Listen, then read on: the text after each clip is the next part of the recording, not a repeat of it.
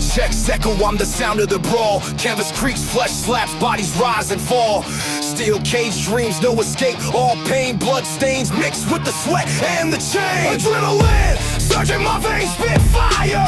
Crowd chants feeding my soul's desire. Turnbuckles tremble when my wrath collides. Glory's the belt and I'm taking the pride.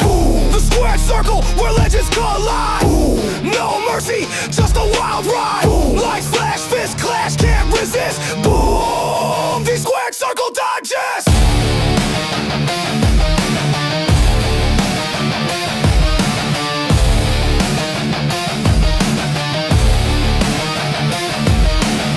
Pyros ignite, shadows dance in the glow. Ringside roar, it's a gladiator show. Chokeholds tighter than the grip of the night. Climbing the ropes to new championship heights. The mental battlefield, no room for doubt. Every move calculated, every scream a shout. The bell tolls louder than a sinner's regret. This is the place where the bold never forget. The squared circle where legends collide. No mercy, just a wild ride. Lights flash, fist clash, can't resist. Boom! The squared circle digest. The squared circle where legends collide. No mercy, just a wild ride. Lights flash, fist clash, can't resist. Boom! The squared circle digest.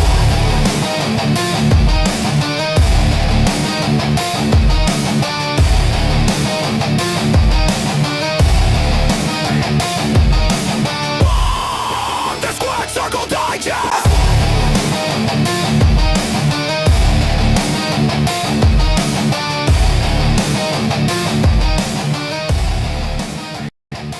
Yes, sir. Tuesday, 7 p. The place to be. It is the Squared Circle Digest. I am Sean Stanley. As always, we are joined by the great Frankie Fresco. And hey, everybody's right once, right? Finally, Frankie gets his way, and he's got a Hurricane Suck shirt on. That is fantastic. That is fantastic. Sir, what are you talking about, sir? I mean, what are you talking about? I'm trying to sport. I'm just trying to fix my camera. Sir. Yeah, I know you're fixing the camera, so it's right there on the. All right. Know, although your team was watching us since what, week 7? You guys were eliminated? Even Siri's telling me hurricanes suck. I don't know if you heard Siri right now. Well, they might suck, but they made it to the national championship game. Didn't see the Gators in there this year. You want to know something, sir? It might be the situation, but both of us have no trophy. Neither one of us have a national championship this year. So we have a couple trophies on the way up. We won the Fiesta Bowl. We won the. Oh, you mean the second half bowls? Those bowls, not the national championship. Yeah, you know, the bowls you win on the way to getting to the national championship. I mean, that we were playing for, and you guys weren't. Yes. Last time I remember, if you're not first, you're last. Yes, you're 100% correct. Tony's already in. Papa's already in. Appreciate you guys. Everybody watching us on X, Twitch, Facebook, wherever you're watching, please jump over to the Stanley Media House Network YouTube channel. Hit that subscribe notification. Also, the Frankie Fresco YouTube channel. Hit that notification and subscription and everything else that you need to know. So when we go live Tuesdays, Frankie Fresco's got a full week this week, right? Yeah, so tomorrow, late afternoon, late evening, we're flying out, going out to LA. So late afternoon, I'm a little bit under the weather as well, trying to get through this before I head out. But yeah, I'm gonna be traveling out and then hopefully coming back by the end of the week, by the end of the weekend. And then we also have a DJ. We got a DJ on Sunday as well. So I gotta be back here to Miami by Sunday. So definitely be here. So we're traveling, but we'll be back on time. And but yeah, so it's quick in and out. I gotta work tomorrow, and then after I work tomorrow, leave, head out to LA, and then come back, taking the red eye. Yeah, the red eye. Yep. And then I come back Sunday morning, and then I wake up. I wake up. I literally am gonna be sleeping in that plane, and I'm gonna wake up and then go and DJ Sunday evening, and then back to work on Monday. So it's nonstop for me. What about you, sir? How about you? Oh, our season's pretty much over now with the Canes game being done. Dolphins are done. The Heat are nothing. So right now, this is my time. I was in Orlando on the weekend. Did a Oh, nice. Universal. Yeah, we got the Universal annual pass, so we're able to hit that a little bit more often now. So That's awesome. yeah, I've got the minimum one. Not the one. Well, not the minimum one because there's the minimum one. Like there's so many blackout dates. We finally settled on the one a little bit above. So yeah, it's good. The kids like going, so it's all good Nice. there. Yep. That's good. And I did. I'll ask you, Frankie. Did you watch the TNA debut on AMC? Of course, that's why it's one of our topics, sir. I know. I didn't feel like you watched it though. Why wouldn't I not watch it? It was memorable, sir. You were one of the 173,000 that watched it. Yes, but I didn't watch it live. I recorded it. I watched it on the app. I watched it on the app live. Yeah. Wow, that was their number. You know what? I had not even listened and watched I didn't know their number. Well, at first it came out as 95,000. Oh my god, that's how bad it was. And then they put it to 173. Jeez. Yeah, and here's the thing though, like I watched it on TNA Plus app. I didn't go to AMC to watch it. I watched it on AMC. I already have the TNA Plus. So and I was looking at it, I'm like, I wonder if this is accurate. It said coming up live at 9 p.m. So I went 9, I hit it. AJ Styles in the ring, and I'm like, oh man, okay. So I'm wondering how many people are doing that instead, because like I don't get AMC. Okay. But I mean I have a way to watch it still. But when I saw it on the app, I'm like, forget it, I'll just watch it on the app. Well, I mean, okay. Well, since that's our first topic of the night, we are gonna get into WWE and AEW and all that Well, stuff. the rest of the show is going to be all pretty much AEW minus maybe, and we'll probably throw actually some of the signings in here because most of the new signings were really That is true. through TNA too. But So but that'll let probably take care of that. But go ahead. but let's start again then with the TNA, right? Well, we were excited, right? I guess well, some of us were. It's supposed to be like what was it? Like I was hoping for something like the WWE premiere of Netflix, right? That's when I was Well, no, I knew the production wasn't going to be that much, but no. I thought they would get some help from WWE. They Exactly. got no production help from WWE at all. Well, here's the thing. So They got no production help from WWE. They got AJ Styles. There you go. but nobody even like tried to help them out as far as like promoting them. Like they did a really crappy job promoting the show too. Like a lot of us I don't think a lot of people knew that this was going to be live, and I think that's why when you say this number I'm not surprised. And remember, people were talking about saying that this is a big thing for TNA. This is also I think it was you who had mentioned last week when we had, I think, Josh and Bobby, that WWE was going to make a priority to try to I have thought they would. I honestly thought they would. they were gonna Not try to have necessarily, not TNA. necessarily a priority, but at least give them the help to bolster them to make. Because here's the thing with AEW to me, and Frank, I don't mean to cut you off, but I am No. going to right here. Okay. The problem I have with AEW is when you watch it, it doesn't look big league. Just like TNA didn't look big league. But then when you go to WWE, it looks like a big production. It looks like, oh, this is important. Well, And it just felt like it was just lacking so much. Where, like, and again, I mean, AEW has gotten a little bit better at production wise, don't get me wrong. But I feel like that is one of the things that a lot of people miss out on when that WWE does so well to make it seem bigger than what it is. well, here's the other thing too. You got to also think about, um, you even though AEW doesn't look bigger, I'm sorry, WWE looks bigger, AEW doesn't. Why is it like they look like the third tier class, right? You had 1, 2, and then they would look like a way big third compared to everybody, and that's where you and myself thought something different. We Yeah. thought they were going to be able to be at least on that second tier with AEW.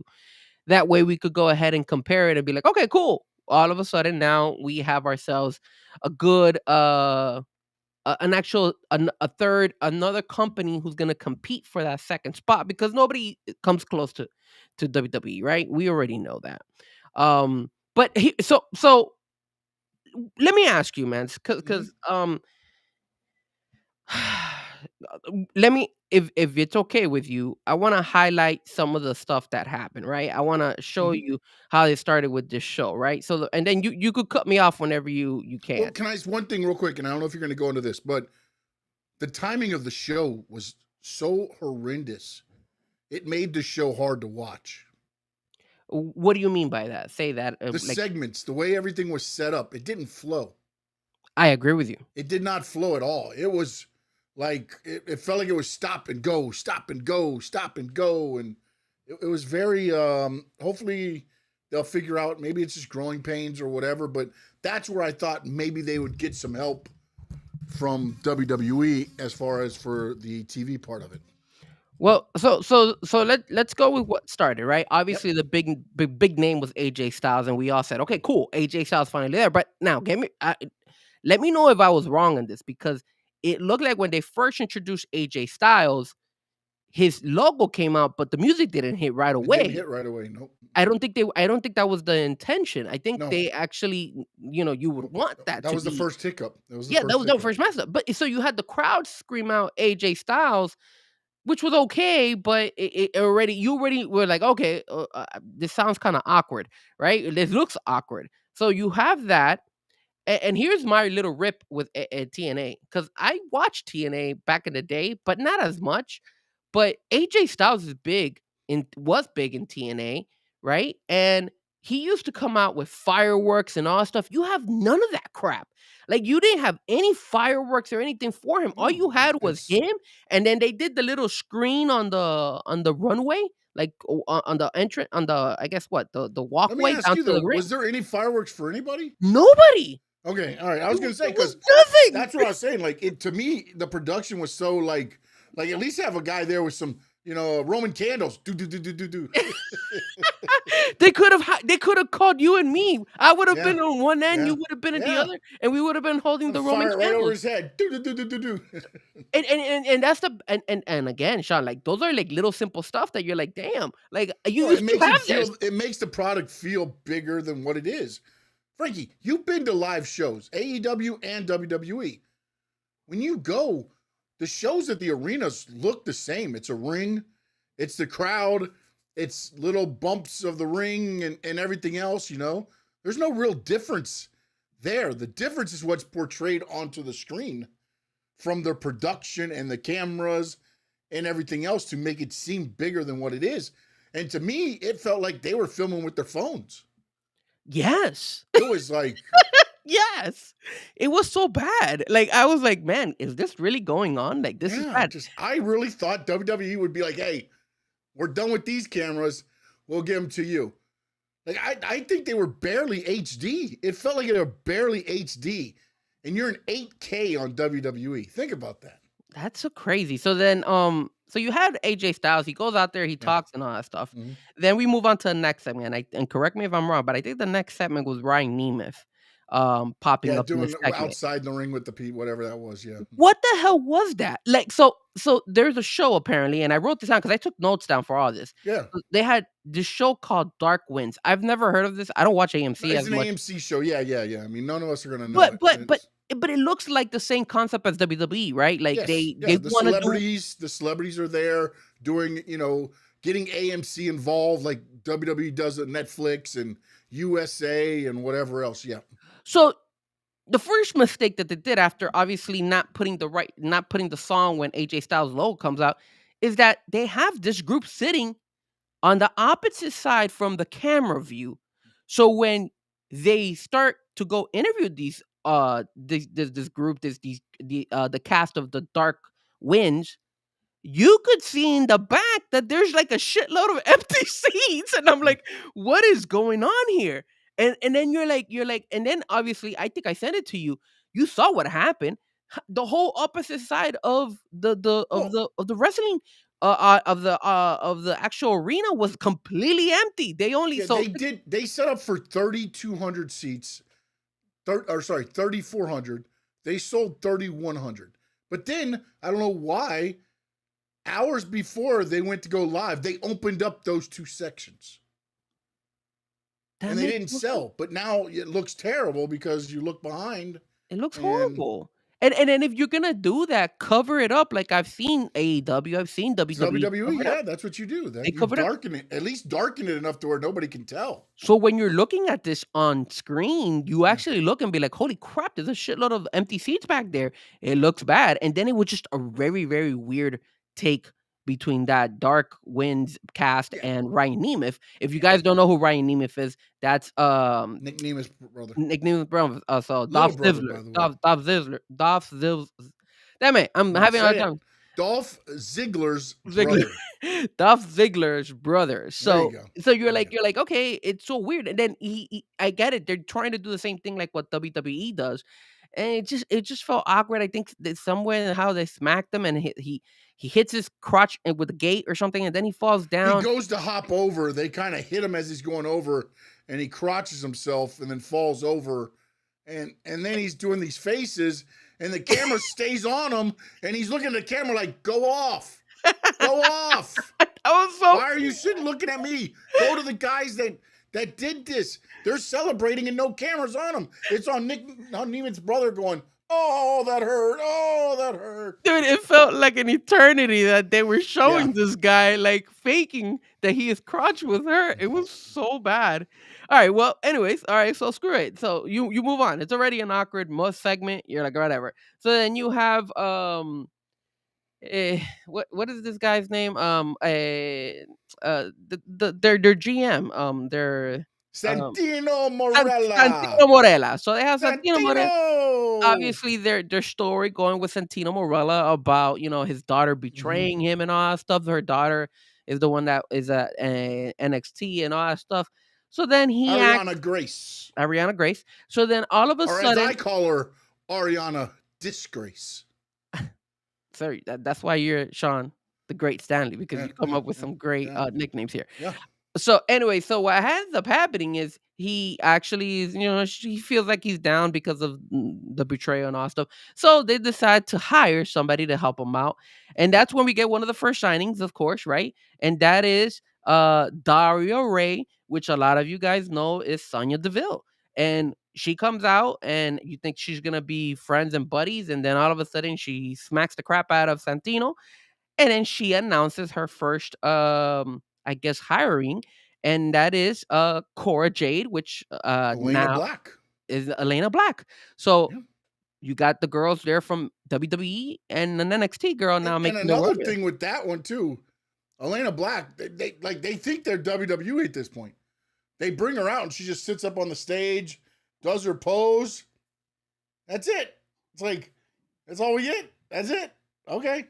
It felt so awkward. Like what you said is so point on, so spot on, that they were like doing these certain takes that would they just look off. Yeah, Everything looks just so like, off. Like they tried to do certain things to make it look good, and it you know was what it looked completely like? off. They were still recording. Yes. Segment cut, segment cut, segment cut. Okay, put it all together. It'll make a great show. Unfortunately, when the show's live, not so good. All right, I'm gonna try to go speed this through because I think Oh God, please, because because this was this bad. next segment, if I believe, was the worst segment of them all. So then you have okay. So for you guys and gals, that are probably in our age group, right? They probably know who this guy is.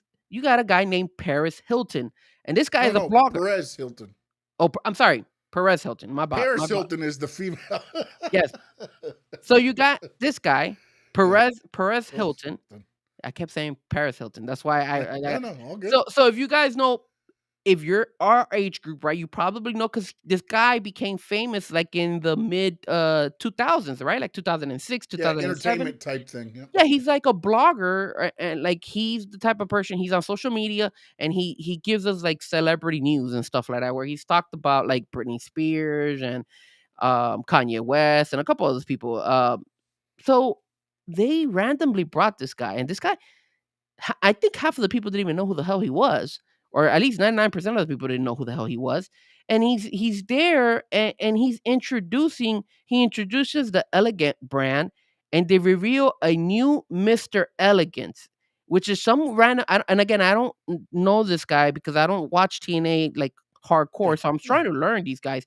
Well, So no, this I believe he's actually a newer signing also. he is. Oh, I Yeah, didn't know because that. the week before on a recorded show, they put a picture of a guy like me, and then a week later he transformed into that because of the Elegance brand.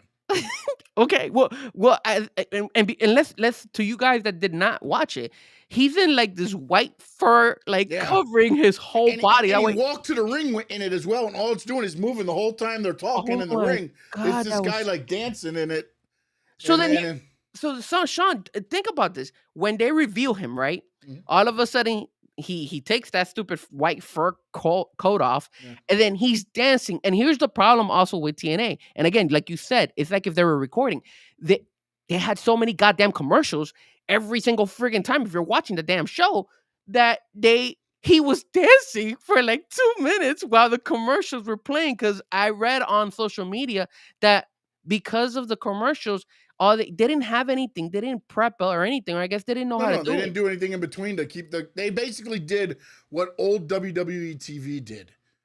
It went to black. That's it. It was just a black stadium. And then when it was about to come back, they'd be like, we're going back live in 15 seconds. We're going back Wow. live in 10, 9, 8. Get on your feet, make some noise. Raw's about to go live in 3, 2. And then they go live. Apparently at TNA, they weren't even doing the countdown. Wow. They would just turn the lights back on, and it's everybody's like, "Oh, okay, we're back, yay!" Jesus, like you said, bro, it's like they were so Yeah. unprepared. It was terrible. It just felt like I don't know what they were thinking. I don't know if it was. And again, Frankie, you've said all these segments, right? You've talked these segments so far, right? How many matches have you said? There was only 3. There was only 3 in the whole show. I was like, 2 what is hours, this? 2 hours, 3 matches. Yeah. I noticed that. I was like, what the hell? What? Like these fans got cheated off of that because dude, like seriously, it was bad because okay, now no, get me wrong. The Hardy Boys came out and they did their match, right? Mhm. But then when the Hardy Boys came out, did you notice that there was like some 2 random ass guys behind them as well? And I was like, who are these random ass guys? And those were like 2 other celebrity bloggers that apparently Yeah, I don't well, even know their they names. what they did was they tried to take a page out of WWE in a way. They had a lot of the wrestling influencers there. Wheezy, some of the other names, not necessarily the bigger ones, Who the but hell the is ones that talk a lot about wrestling. Little They Wayne? had them there in the audience and doing stuff so that they could kind of get, free advertising for the new show there on AMC. That What they that tried to that do. was that was really bad. And then to speed up, a couple things also that happened was obviously there was one point in time when Dixie Carter came out. She got the hell out of booed out of herself out there. Bully Ray finally came and it was an awkward type of moment because they had some type of friction before, and then all of a sudden he hugs her to kind of calm the crowd down from booing her ass. And if you guys don't know who Dixie Carter is, she used to be the owner, right? The owner Yeah, of yeah. She TNA. was So her dad bought her TNA as a hobby. now let me ask you something, because again, I'm not too big on TNA. Why was the crowd booing her? I mean, from what I read online, it said that she kind of tried to do everything to save the company and try to make it like serviceable for people to watch and for it to continue. Is that the case, or is there some type of bad rap with her in TNA that they were booing her? My understanding is she sold the company, of course. She got out of Dodge once it lost so much money. But um she was involved in a lot of I believe she was the ones that kind of brought in Bischoff and Hogan Okay. and some of again decisions that are made, again when she first bought it, she was the hero. You live long enough to become the villain. But she also put herself as a villain. So that might have been part of it too. People remember the storyline of her, her taking over AEW, which I wish Tony Khan would do. But they had Dixie Carter where she became like the rogue owner, and she had EC3. Her Ethan Carter III was her Okay. nephew, and she had all these other guys that were there to be a part of her. Nick Aldis was her champion who actually beat AJ Styles and sent him to WWE. That was part of it. That's the other thing is a lot of the AEW originals were kind of not kept, I guess, because they didn't feel appreciated. AJ Styles, Samoa Joe, they went to WWE. So I mean, again, you live long enough to become the villain regardless. But I think it might be more storyline and just some of the decisions she made mixed in. Okay. And then I guess the last thing, kind of like the spotlight of the night was the fight between Frankie Kazarian and um this guy, what I favorite Santana. Santana. So, which was an awkward kind of there were some awkward spots on there as well.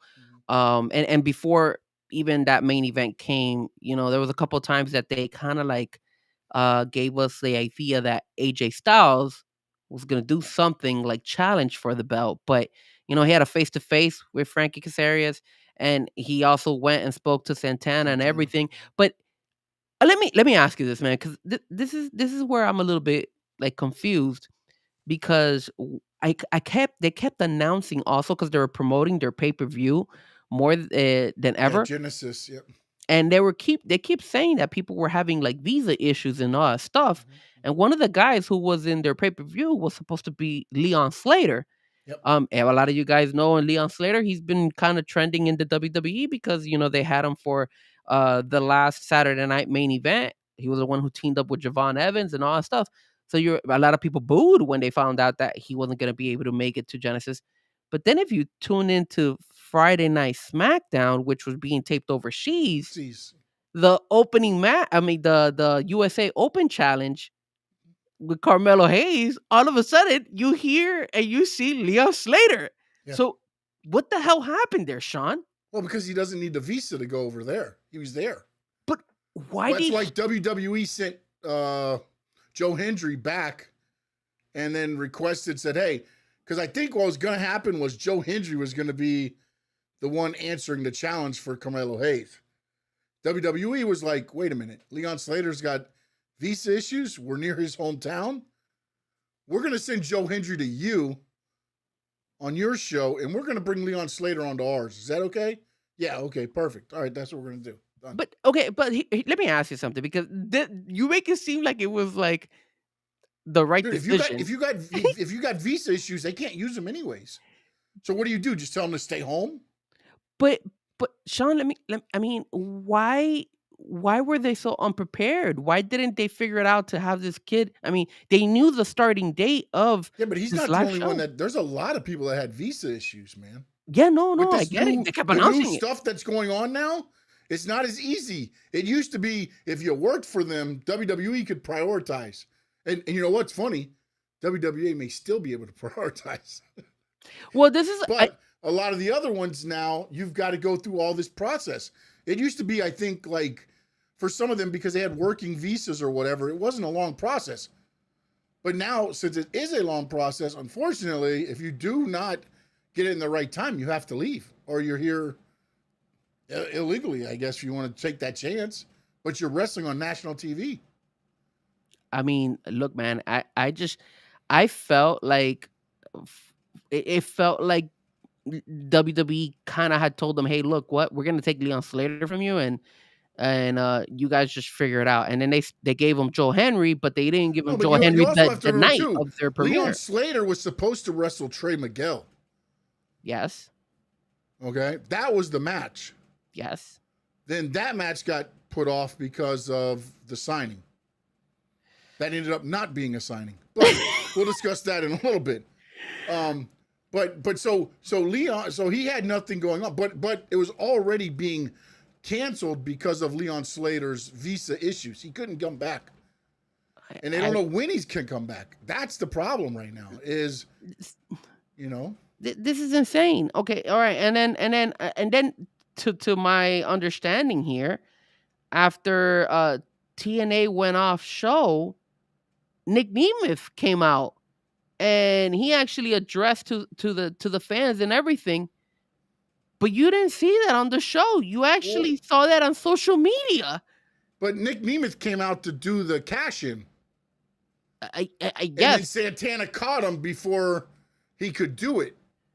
But my question is, why didn't you put that in the damn live show? Why did you Because put it that was on the social setup for media? Genesis. It was the setup for Genesis.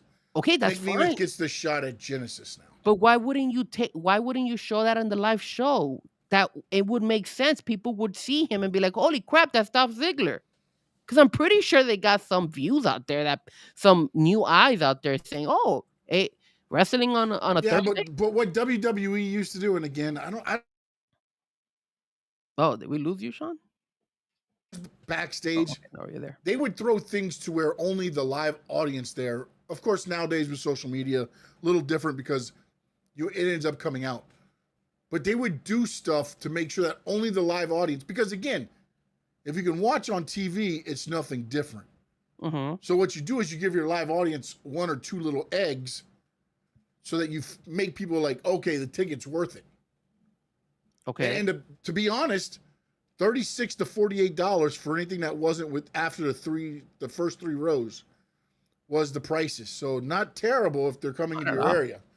So but I think that's what they were trying to do. Again, I'm not saying that it's 100% what I would have done.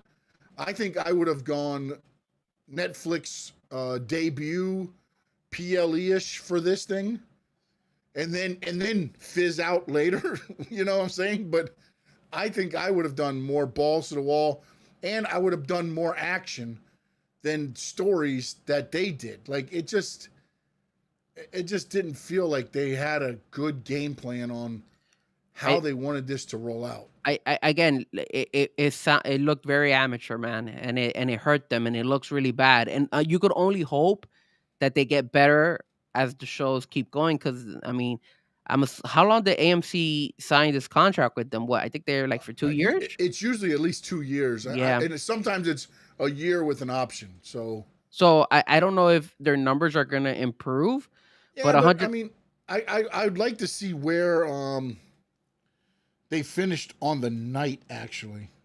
And that's another thing, you had AJ Styles. Why don't you put him in a fight? He doesn't have to fight Frankie Kazarian, the champion at that time, but they could have at least showcased him out there. I'm pretty sure people would have loved to have seen AJ Styles fight for the first time again in TNA in a while, and then it's their first show of the night. That it makes sense. But they didn't even do that. They didn't do that. They only had 3 matches the whole night. They had dumb segments. They had some segments there where they were having mic issues. The lights were going in and out. I was like, what is going on here? It just looked bad when you were watching this show. I was like, damn, this guys look like they've never done TV ever in their life. And I mean, you wouldn't expect that from TNA. And here's another and thing. the other thing too is I don't know if they researched the stadium that they went to find out if they could really, or if they just got there and was like, okay, we'll do the best we can do. Well, that was another. Somebody should have scouted out some of the thing and said, okay, is this where we can do the best TV at? Like, I don't know that happened. That was another thing, Sean. Did you notice that in the arena, like they would show the arena, and when they show the arena, like you would see the parking lot, and there's like 5 cars. You're like, we're like, what kind of shot is this? Like, try to make sure that the parking lot looks beat up. That way, people be like, damn, there's a lot of people who went out there, and they showed it like 3 or 4 times throughout the night, and I'm like, why they keep showing the same stupid shot where there's only like 4 or 5 cars, and it looked like that was an early shot because it was broad daylight. So I'm like, what is going on here, man? Like, dude, it was just so awkward. And you know what? Let me ask you this, because I know that Jeff Jarrett had a big part in TNA back in the day, right? Yeah, it was his baby. It was his baby. Why? And I get it. I get it. He is in AEW. I get it. But TNA is not part of WWE, technically, right? They're not owned by WWE. I get they have some type of arrangement or agreement. Why wouldn't you at least mention him in like the story of TNA and stuff like that? At least drop his name, because I feel like he deserves to at least have his name drop. He had a big spot. They completely like didn't say anything about him. They said like if AJ Styles was the guy who kind of brought it all up, but you got to give credit where credit is due. And Jeff Jarrett was one of the guys, if not the guy, who actually came up with family was the one they started the TNA, which at the time when it first started was a weekly pay-per-view for $9.99, I think it was every Wednesday night. They came from the Nashville Fairgrounds, and they had basically a 2 to 3 hour pay per view. And then they ended up getting TV, and it became that. Then they did the 6-sided ring so that they could be different. Then Dixie Carter and them got involved, kind of pushed Jeff Jarrett out, or Jeff Jarrett wanted out, whatever it was. And this is the product you got now, man. I mean, but again, when I look at it, I look, man. I know Tommy Dreamer's a part of it. It feels to me like they went and got a lot of guys that had been like with ECW because of what Paul Heyman did with less to make it seem more. Yeah. And I feel like that's kind of what they're doing. Like they're like, hey, look, we don't have this or that. Make this work. And that's why they got certain guys there, I feel. And this is just me. My feeling on it is they know Tommy's going to make as much, chicken salad out of whatever. He's going to try to do something. But I just don't know if there's enough chicken there to make anything. It's rough, man. It's rough. And I honestly thought that they were gonna get the help from WWE. I'm not saying that they were gonna give him the whole house, but man, it just looked really, I really would bad. tell you this much this week. I would just focus on wrestling. Oh yeah, all day. I would do a 2-hour show of just match.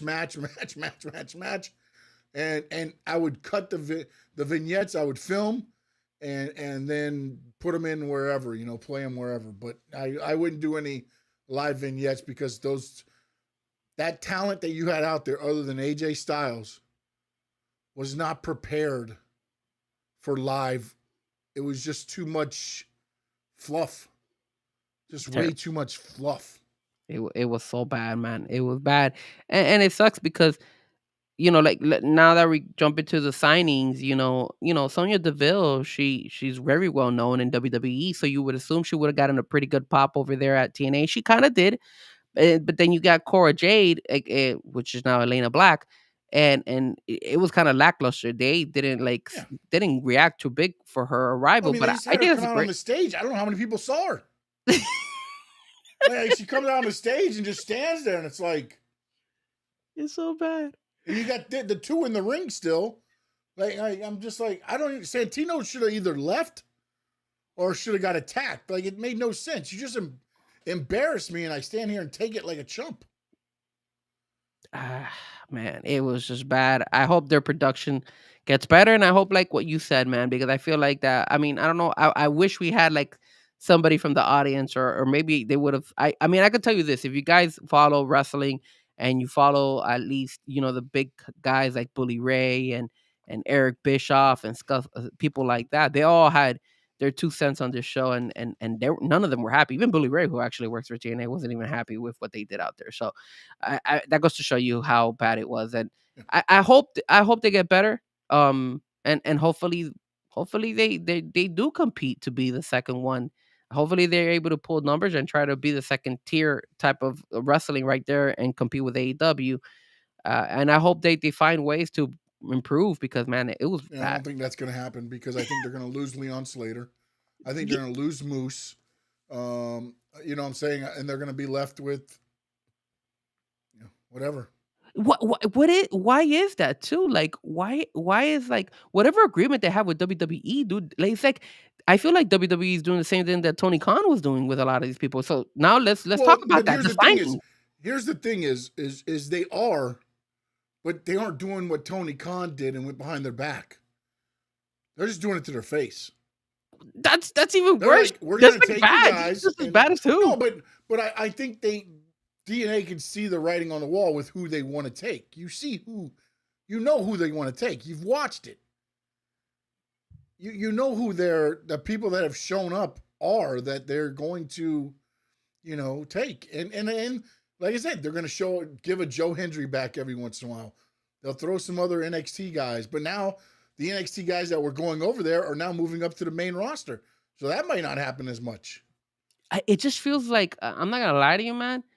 It just feels like WWE did the same thing as Tony Khan, and I think they're just screwing them over. And they said, "Okay, screw it. And I that's the vibe I got, that they're pretty much doing the same thing that Tony Khan did with his other companies and I'll just wait till destroy it. they get back, because right now the problem they did is, and I don't know if this was a TNA and then AMC. They started this with WWE in Germany. They Like, they're did. not here. They're all traveling overseas. So like, you only have a handful. Like, Yeah, but you had the NXT people here, I'm pretty sure, from who are in Orlando. yeah, but anybody that's anybody's already up there traveling with them. No. They've Like, you had had some people. Stacks. You had Stacks there with Ariana Grace, but they didn't use them. Yeah, That was it. I mean, who yeah, else are you but gonna take? you could still bring people from NXT. You could have brought in. I mean, there's still quality talent out. They could have, and I don't know up to what extent, but they could have brought in Kalani Jordan. She's been in TNA a couple times. She was the champion in TNA supposedly as well. So I mean, Yeah, they took the belt off her because she wasn't getting any reaction from TNA fans. So why are you gonna bring that back out? it's better than what they put out there on the first show live. Yes, I can but tell you like that. Sol Ruka and all them are over in they're doing Well, house shows. They're well, not doing the live shows and no, everything. no, But but there's a lot of So NXT Ruka talent came out. doing the tour for house shows as well. Well, So they did bring out Sol Ruka and Zarya, and they obviously they made that match for Zarya as well. So that was, I guess, I mean, they had um, very rare moments. But talking about the free agents, what do you think? Like, what word on the street is that there's a lot of moving pieces right now, and a lot of people are going to different places now. In AEW, we had a couple of signings, which was insane, right? I guess they were trying to take jabs because obviously they tried to. Okay, so they tried to secure Powerhouse Hobbs, and Powerhouse Hobbs turned them down, yeah, right? yeah, They, yeah, they and they were offering him good money. yeah. So Here's the thing though with Powerhouse Hobbs, and this is what I'll say: WWE is good with guys with size. Tony Khan is not. WWE is not good with guys like Ricochet and stuff like that. AEW is. So I feel like Powerhouse Hobbs sees this and is like, I'm going to take over there to where I'm going to get used better than just being in a trios. and if correct me if I'm wrong, but I'm kind of getting the vibe that WWE is trying to go after bigger guys now. Like you see, like if you look at Trick Williams, he's a big guy now. Obafemi, a big guy. Powerhouse Hobbs, a big guy. I'm pretty sure if Warlow becomes a free agent, they'll definitely go. I mean, they try to go after him once, I believe. So I think that they're leaning a little bit again towards, hey, let's get some big guys over there, because I feel like they were running It's short. not only that. It's not only that, Frankie. Think about who you just named. What else do all three have in common? I named Powerhouse Hobb. I Mhm. named Trick Williams. I heard Obafemi. They're all from NXT. They're all young talent. They're all African American. WWE is making a hard pitch to try to start pushing that, because the narrative that Triple H does not push the African American athlete. Wow. See, I didn't know that. I get the African American. And I again, get it. I'm going off of what I'm seeing. And I heard it in a couple of, Sean Ross Sapp Interesting. kind of said, there's a story out there about why they kind of went after Hobbs and things like that. And it makes sense because they are getting a lot of pushback about that. Think about it. I think there was a stat that somebody actually put out that Bobby Lashley was the last African American to win on a PLE. And he hasn't been there since 22 or 23. That is true. That is true. But if you look at it, I mean, Trick Williams and Obafemi have been champions in NXT. Yes. Yes. No. Again, it's perception. It's how you want to look at it. And but I think they're trying to make an honest effort, if you want to call it honest effort, or a concerted effort to boost her up.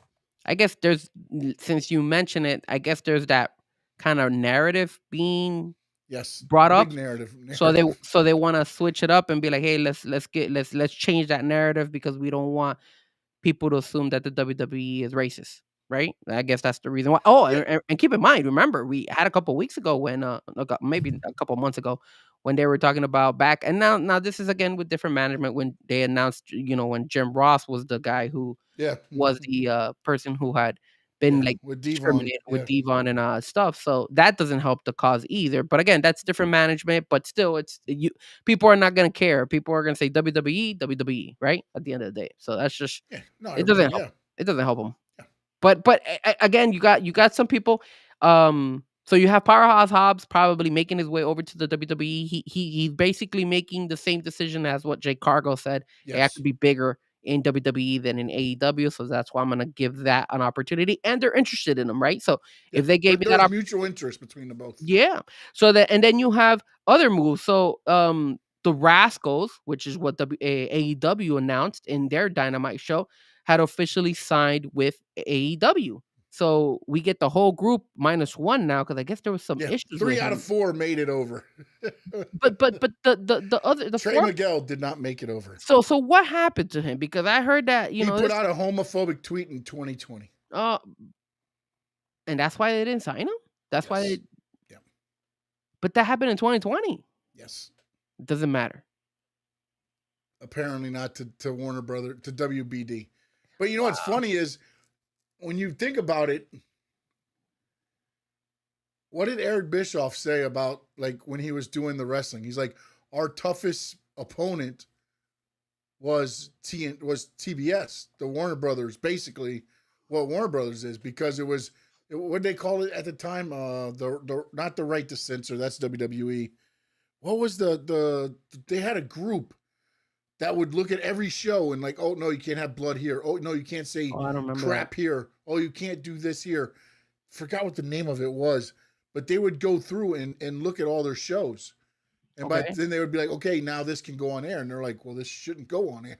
But apparently, because what set the whole thing off to me was when everybody's like, it's higher than Tony Khan. Who's higher than Tony Khan?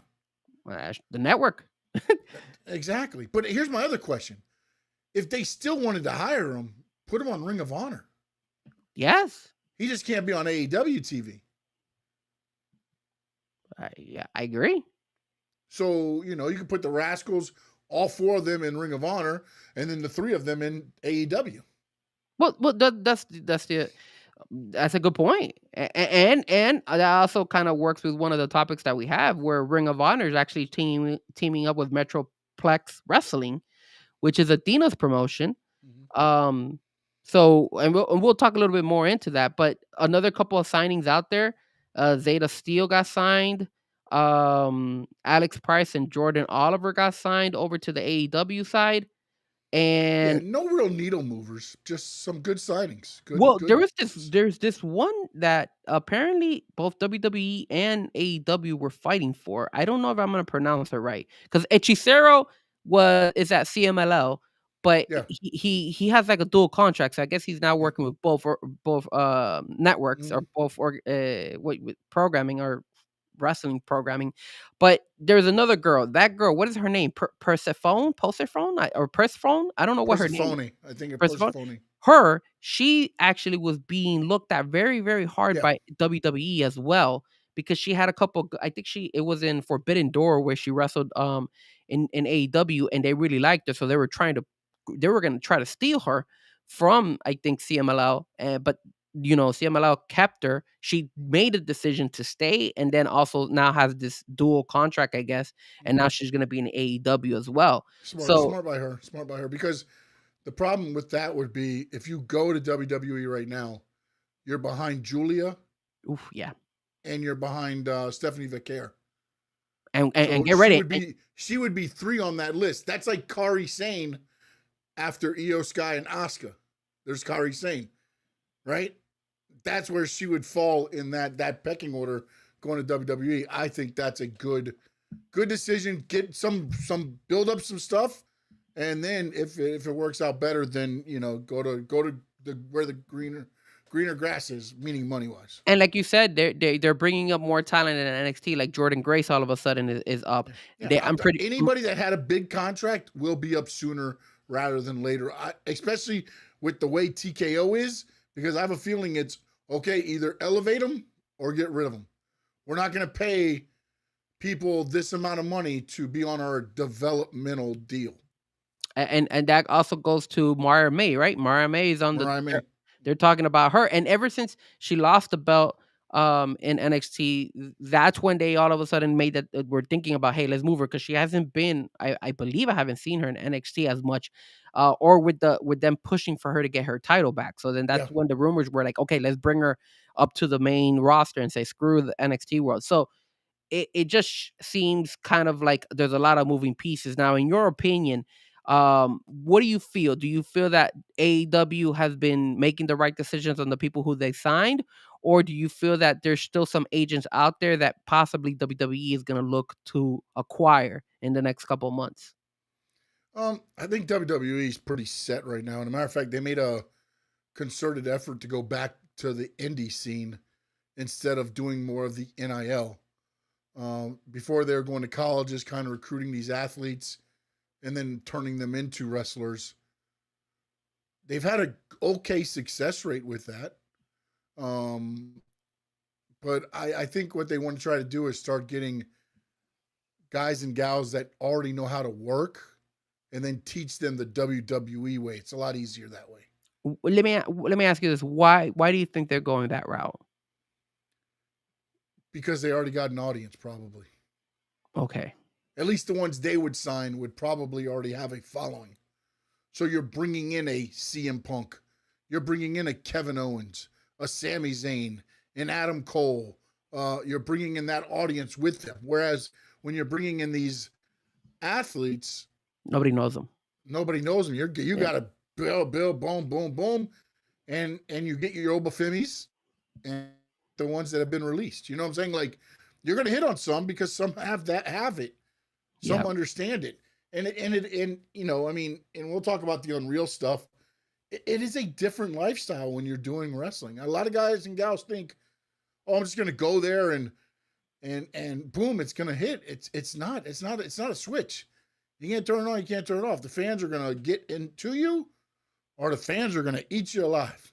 Yes. And some people can play off the eat you alive and transform it into something better, and some get eaten alive by it. I guess that's why you see a lot of turnaround, I guess, in the WWE because they don't have the time to waste. They need performance, they need results, and they're all about money right now with TKO. So they're like, yo, we need to Well, yeah, make sure. Go ahead. Go. Sorry, no. Oh, no, Sorry, I go was ahead. gonna say that we need to make sure that we're putting out shows out there that are gonna wow the people and keep the guys and the girls entertained. That way, we could still keep selling and we could start continuing to sell our product at these high rates, deliver to all these networks that we're offering all these shows. I don't know if you saw USA was bidding, like they're going hard to get Joe Henry on their side because they got Trick Williams obviously on SmackDown and stuff like that. So I could just imagine how Netflix is taking it as well. Netflix is probably like, yo, we need some help on this side. So it's like they have to fulfill everybody. They have to make sure that everybody's happy.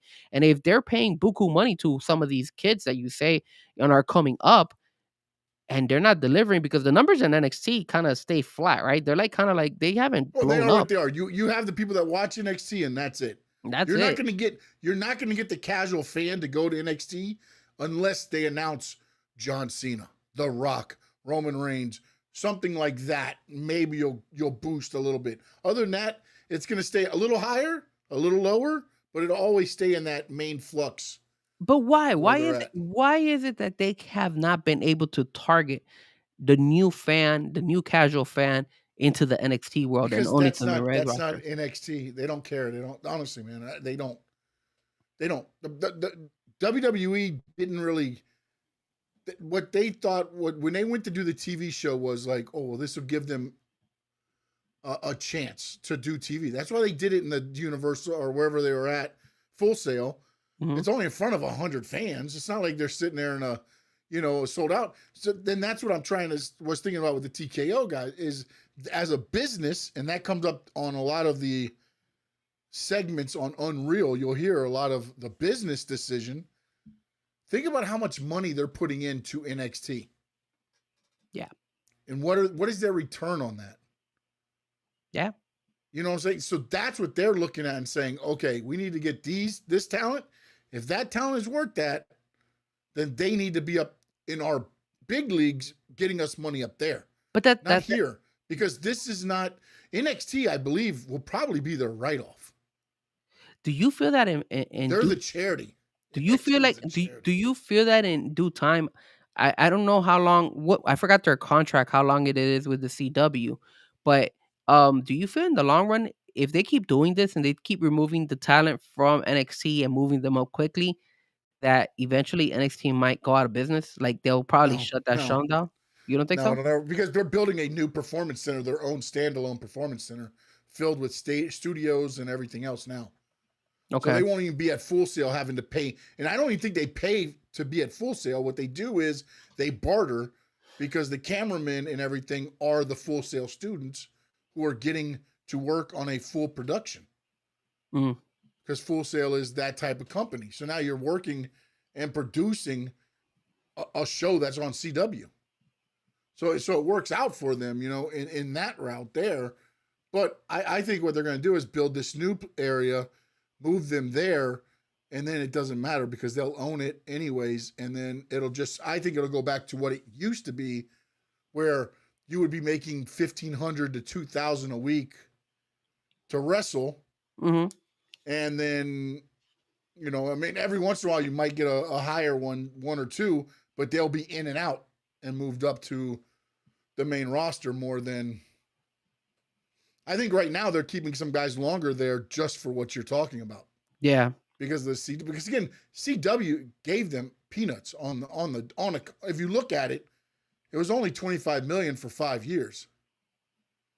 So it's like $5 million a year. I mean, that's like covering costs basically Yeah. for them, in a way. So, and again, what is CW playing on Tuesday nights? That might be, that's probably one of their best viewing shows. So for them, it's a win in that essence, but I'm not paying more for it. I'll keep it right at 25 if you want it.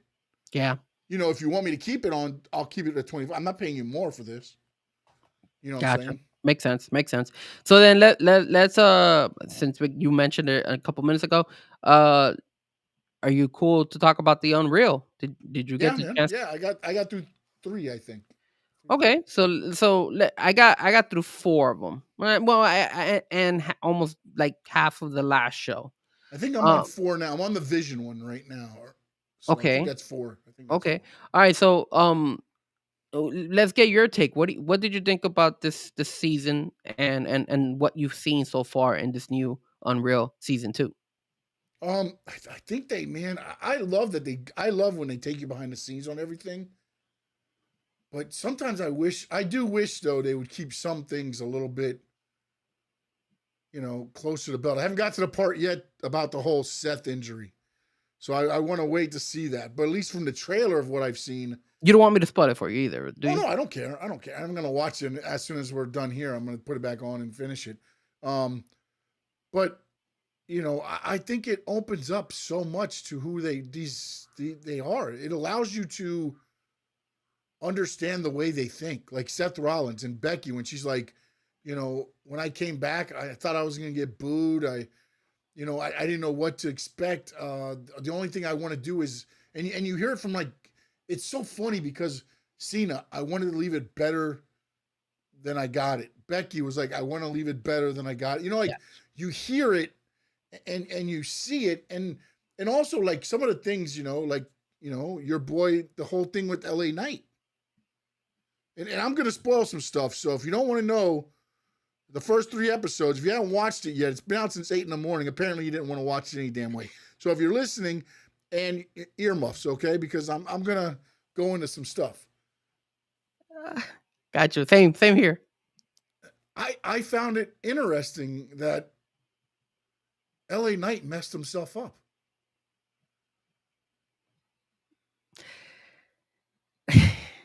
I don't know. Let me ask In you the this. ladder match, he blew what they were trying to do. Yeah, they preached was about that.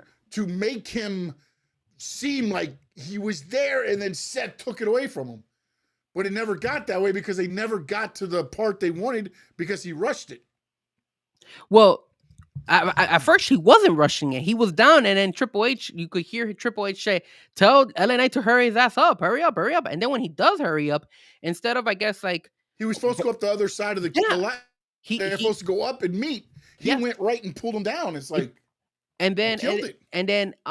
you know, you hear Seth talk about it saying, "Hey, I hate these type of matches because it's multiple people, multiple things Yes. going on at one point in time." And he's also mentioned that it was kind of, you know, it's a very dangerous match. Yeah. So you can't control everything, and once something messes up, it could become like a, you know, a train effect. You know, you're gonna have Hmm. more and more things happen that could mess up. So he was upset because even on the show, you see when Seth Rollins is like, he's pissed. He's like, he was mad at the whole thing, even Well, he though was mad because he felt it didn't prolong the story. It didn't add the depth that they wanted to get to the whole LA Knight Seth Rollins story of him stealing it, because that's what Seth Rollins' whole thing was supposed to be. Right as you're about to get to the brass ring, Seth Rollins pulls you back down. yeah. And then the crazy thing too is you see when they have LA Knight talking to Triple H, and Triple H is telling him, you know, why did you do this? This was the whole story. This was the whole situation. We explained you what we wanted to do and everything, and you just went off script on this. And you just see him with like a, like he you see LA Knight's face, and you're like, he I don't know if he looked like he just, it didn't seem like he didn't care, or but it just seemed like he was, I don't know what was happening. It felt, for me, it felt like, I don't think that was a good day for him, and I think he had other things in his head going on Yeah, that night, and I think that's why he messed up. That's how the vibe I it got could have from. been. It could have been. It could have been. That's the other thing too that a lot of people don't realize is they're still brothers, sisters, moms, dads, sons, daughters. They have life outside of wrestling. Some stuff can happen outside that they have to bring in, and it doesn't always work out. I watched the Zelina Vega Chelsea Green match. Zelina messes up on the 619 and then tries to fix it by just kicking her right in the face. I remember seeing that. I remember seeing that. And Chelsea broke her nose, and she goes in the back and she's like, "Yeah, all right, whatever." And then they finally tell her, "Look, hey, one more broken nose, you got to have surgery. Yeah. We can't fix it anymore. And one more broken nose, you got to do surgery." But here she is, 6 broken noses in. No, And fucking, like, and let me ask you something. And again, I'm noticing little things on this Unreal, and I don't know why they did it. So in that particular episode, I think that was like maybe the third episode, right? Um, in that Selena Vega Chelsea Green match, when she does the whatever you call it from the from the turnbuckle, it's like the reverse where he throws it the over. code red. The code red. Okay, when she does that, did you notice, like, they should have blurred something out? I don't know. You know where I'm going with this?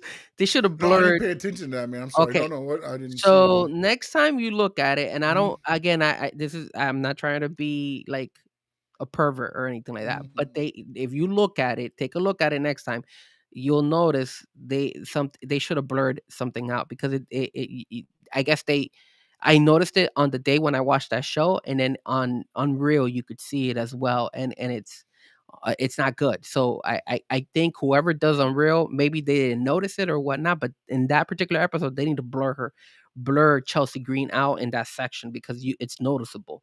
And I mean around her, again, I'm not trying to be a pervert, but around her private area. So that's one of the reasons why I said, hey, they should have corrected that. I don't know if you guys noticed it, but I noticed it from a mile away. And then when it comes to the first couple, like the first episode was mostly focused on Seth and Yeah. Becky Lynch, right? Yep. And the whole kid situation, the whole contract situation. I mean, she even mentions that she wanted to possibly even retire because she wanted to be with her kid. Well, she did say this was her last contract. She did say that, Now, I yes. don't know what that means, but that was in there. She did say that. And then you get through the episode with R Truth? Yes. No doubt. Say what? All right, I don't want to. He's gonna go watch this now just for that one. I'm It's in telling. episode 3, I think. Yes. So Episode 3. okay, so it's exactly, I'll give you the point. It's exactly the part that Sean mentions when she's doing the 619 and she does the kick. And then after that, she goes to do the code red. Take a look at how she's doing the code red and take a look at Chelsea Green. You're going to notice some stuff. And that's why I'm saying I can't believe that Unreal, whoever does that production, did not Yeah, notice that. They but should it's have on never done. Netflix. It's not on. They don't care. Again, I don't know who. Oh, okay, well, whoever's recording or whoever decided, I guess they don't care. But it just you could notice something, and it's not Yeah. good. So, but then I believe in the season 2, I'm sorry, in the episode 2 is the R-Truth situation, Yeah, the right? truth. And The Naomi, truth. which one that one was good too. And Look, nothing but the truth. I'm gonna tell you something though. I never got to watch all of the episodes on season 1, and I saw the first 2 or 3, and I kind of I thought they were kind of snooze episodes. This season's a lot better. That I could tell from what Well, I've watched compared to the first 3 episodes of the last one. yeah, but the thing they did too, this is they tried to introduce the characters too much last time. Yeah, This time it's more like, straight to okay, the point. and they used a lot of the same ones. Minus Seth and Becky. Seth and Becky, I don't think was a part of the first one. But now it's Chelsea again. It's Cody. You're seeing the guys again, so now you don't have to reintroduce them. So you're getting a little bit more of the steak and potatoes part of what's going on. And if you can remember back to when some of this stuff is going on, it makes it even more like, oh, okay, that's why they did it. Yeah, Because like the whole thing with Becky and Lyra, that was Becky. If you watch it, she's like, I need to get her over. They're cheering for me to whoop her ass. I got to get her over. no, and you saw the part there is I don't know if I think it's on episode 4 where Becky took over a Bailey spot at WrestleMania, and Becky feels like, bro, like she feels so bad backstage that she even talks to Triple H and tells Triple H, can we do something different? Because she felt like you've been working Bailey this whole storyline with her, and then I just come out of the blue and take her spot at WrestleMania, the Super Bowl. Like she felt so bad, and even Bailey gets interviewed, and Bailey tells them, "Hey, look." She felt hurt, like, damn, man, I've been working, and Becky Lynch even actually explains it. She's like, look, you're working all year long, and then the Super Bowl is WrestleMania. So if you've been a great wrestler, you've been a team player throughout the whole year, you expect to be awarded for your hard work throughout the whole year with a spot at WrestleMania. Yeah. And that's why in that I think it's in the 4th episode, or it might be in the 5th, I'm not sure, but I think it's more in the 4th episode where she goes and she says that, and Triple H is like, yeah, I'll consider it. Now here's one thing But the thing too is though, with what happened the Raw after WrestleMania, it made sense. If you put the whole story together, mhm. That part of it made sense. Now again, sucks for Bailey. That's what Triple H But says. That's what Triple H yeah, says. Triple H says, hey, sometimes you have to make business decisions because for the storyline it made sense. So, but going to the episode 2, which was the R-Truth and Naomi, they talk about Naomi as well, and that's cool that they actually spoke about Naomi and stuff like that, because it actually tells us a little bit of the story of the previous management when she walked out with Sasha oh yeah, Banks. yeah, yeah. But I mean, you knew what happened there. But it was It was a nice. stone cold. It was a stone cold take your ball and go home moment. But it was also nice to hear from Naomi's side, and one thing I do like about this Unreal is they do allow them to be just themselves, right? Like Yeah. I feel like Naomi opened up and she said, "Yo, when I left WWE, it was the first time I wasn't with Jimmy, my husband, and it was hard. It was the hardest time of my life because I'm in at that time she was in TNA, and I'm not there with my husband, and I mean they knew each other since Evolution, right? I believe that's when they first met, and then No, FCW and Florida oh, Championship yes, Wrestling. FCW. I'm sorry, correct. And obviously they met up, and she used to be or they mentioned that she used to be an Orlando Magic dancer back then, and all that stuff, and it just worked out the whole time. And then look, obviously she's now pregnant, and hopefully she's okay. Some people there was something talking about her, and kind of awkward that Jay Uso mentioned something on Monday Night Raw about Jimmy and Naomi. So hopefully there's nothing wrong with their kid. But anyways, it showed that side of her, and then it also shows, a couple of people mentioned. I think it was Michael Hayes was the one that mentioned that he was surprised at how the WWE gave her a second opportunity to come back and Well, be able to be elevated to actually being a champion she only eventually. got that because it's a new regime. She Of wouldn't have gotten it with the course. old regime. Yeah. 100%, 100, and Triple H actually says that because okay, so Yeah. I know we might be going a little bit over with when in this segment, but the R-Truth situation, right? So So you guys who don't want to get spoiled, you know, Earmuffs. mute earmuffs or take like a 10-minute break and then come back. So what happened was R-Truth was doing well. They show him up to that Saturday Night Main Event, which was in Tampa, right? That Tampa one that I wanted to go to when it was him against John Cena, because they had done that John Cena storyline. That John Cena kind of wanted R-Truth, right? And R-Truth was like, this is a great thing to do. And then he has a hell of a fight, hell of a story and everything. And then like the very next day or like the very next couple week or so, A week later, he gets called and told that they're not gonna renew his contract, that they were gonna let him go. And then that's when R-Truth, out of his own way of thinking, that's when he went on social media and said, yo, they fired me. But then you hear Triple H say, yo, we never fired him, we just didn't renew his contract. I love that lingo, because it's like, but technically, like he said, he was never not under WWE contract. But they just told him, we're not renewing your contract when it's done. That's the same thing Tony Khan does at AEW. Yeah, but that's like saying you're gonna get laid off. That's the same thing. But you're a contracted wrestler. I mean, but you're no. What WWE does wrong and hurts people is when they're like, you got 2 years left, and they're like, you're no longer needed. But you lost 2 years of contract. That to me is a little bit where he honored his whole thing. They just told him, hey, and the reason they told him that was because they were so far apart on money. They were, yes. On what they wanted, they were just like, hey, we're not going to renew it. And they thought that would make him come to the table. And instead, R-Truth said, hey, they fired me. Go get him, social media. And and you want to know something? I wish he's like, obviously he wasn't gonna say it, but I wonder if he intentionally did that. Like, did he do that on purpose? Yes, he did. So he knew he was gonna get the crowd and the fans to back him up. Remember this: Triple H said, what happened was both sides saw a different opinion of being so far apart. Mm-hmm. So the business side says, hey, we're not renewing your contract. Oh, you're not? Okay. Hey, they fired me, guys. I mean, how smart of him then. If he decided to do it. I thought he unintentionally did it. That was my. I mean, he could say he unintentionally did it. No way. No way. No way. No. Okay. No way. Because if that is the case, hey, WWE's not renewing my contract, guys. Oh, that's a very good point. He could have said it that way, but he didn't. He said they fired me. They fired me. Yeah, that's dude. Come on, man. Come on. That's working the workers. You know what? You got a good point, man. You got definitely a good point. So, and you didn't only have fans going crazy, you had your locker room going crazy. Yeah, you had the QB1.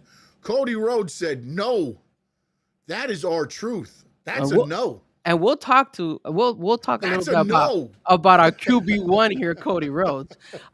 So and not only that, he was getting, like he said, he had over 1,000 text messages, people in social media, which was true. We even spoke about it. Everybody was talking about it. And then the crazy thing too is, he goes and Triple H, I guess they didn't go into too much depth, like what happened. Like they say that, hey, they were differential with money, but they didn't. I thought they were gonna go a little bit more in depth when it comes to like how they come to a resolution. Well, they said they called him to the was it Backlash pay-per-view? I think so. Was that the one? It was Cody and Jay versus Logan and Cena. What was that one? What was that pay-per-view? I could look it up while you. So apparently they called him and they met with him and Nick. Him and Nick met, and that afternoon before the PLE is when they agreed on terms. And then they put him, I guess, in a room or whatever, and just with the hoodie, like nobody knew he was back. And the only wrestlers that knew he was doing what he was doing was Cody and Cena and the producer with Triple H, until the match. Right before the match, they told Logan and Jay, hey, this is what's going to happen. A hooded guy's going to hit the ring. It's okay. Because they're doing that so that in case a fan does accidentally do something crazy, they don't do that. And then they didn't wising up Michael Cole. Michael Cole had no idea R-Truth was coming back. They never got into the details of the contract, the money details. All they said was him and Nick had a great conversation. They came closer on the deal. Once they got as close as they got, he inked the deal. The ink dried, and he came in and speared John Cena. Well, I don't know if it's. I'm looking it up. It looks like I think it might have been on a SmackDown that they did this. No, Because it says this scenario refers to so I put Cody Rhodes and Cena versus Logan and Drew pay per view, and I even put Rob Killings coming in, and it says based on the WWE recent events, August 8th, the episode of SmackDown, not a major PLE or pay per view, where Cody Rhodes and Justin team up against Logan Paul and Drew McIntyre. They fought, and Logan Paul blah blah. No, it was a Money in the Bank pay per view. Money in the Bank pay per view. Okay, all right. So then yeah, it was Cody and Jay versus Cena and Logan Paul. Oh, okay, my bad. That's what it was. Mm-hmm. Okay, so I thought it was Cody and Cena. My bad. You're right. You're right. It was Cody and Jay, and Cena and Logan Paul. But yeah, I thought they were gonna go a little bit more in detail with that one, but they didn't. They didn't go. No, they're not. I don't think they're gonna go into money detail because, again, like what he said, he got a 4-year deal, 1 year with 3 years of options. They did also. They also did show Road Dogg a lot, and Road Dogg, Road Dogg. I like that they showed their history and how close they are and all that stuff. Road Dogg is very passionate, man. You could tell that he's like he wears his feelings on his sleeves, man. Yeah, man, he's very passionate, and it was cool at the end when he actually goes and he was not even told that R-Truth was back, no. And then they had their moment. They hugged and everything. So that was pretty cool. I like that episode. That was a good episode. That was episode 2 as well.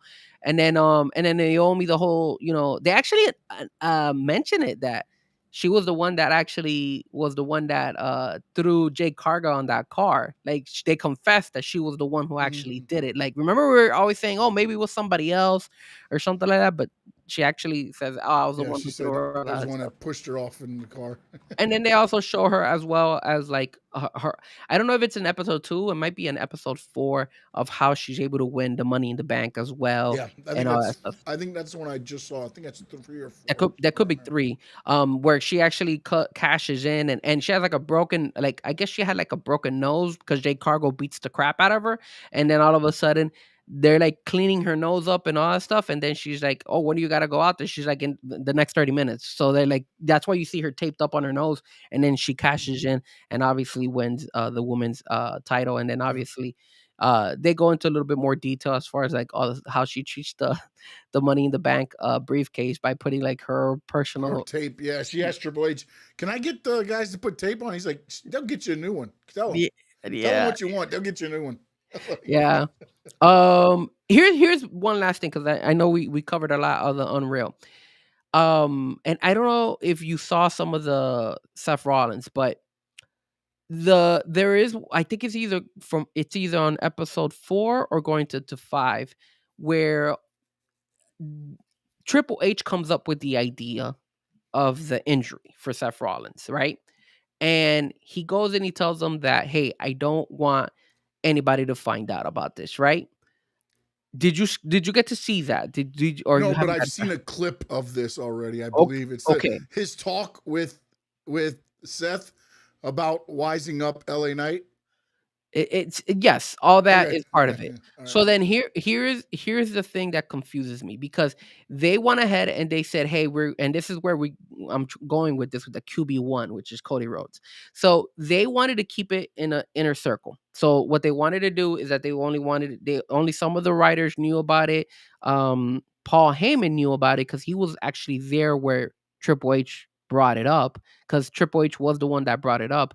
And they didn't want to tell or Seth Rollins didn't want to tell LA Knight, but obviously Triple H kind of tells Seth Rollins, he did the right thing. They did the right thing there. Which is fair, because obviously when Triple H explained it the way he did, like, hey, if it was you and you thought you hurt this guy, like, you don't want that on your conscience, man. Correct. And they didn't tell the referee. Yep. And then Triple H goes on screen saying that there's 2 people that you never lie to, which is your lawyer and your doctor. So you always have to be truthful to those 2. So that's why he told medical staff in the back that this was all going to be a work.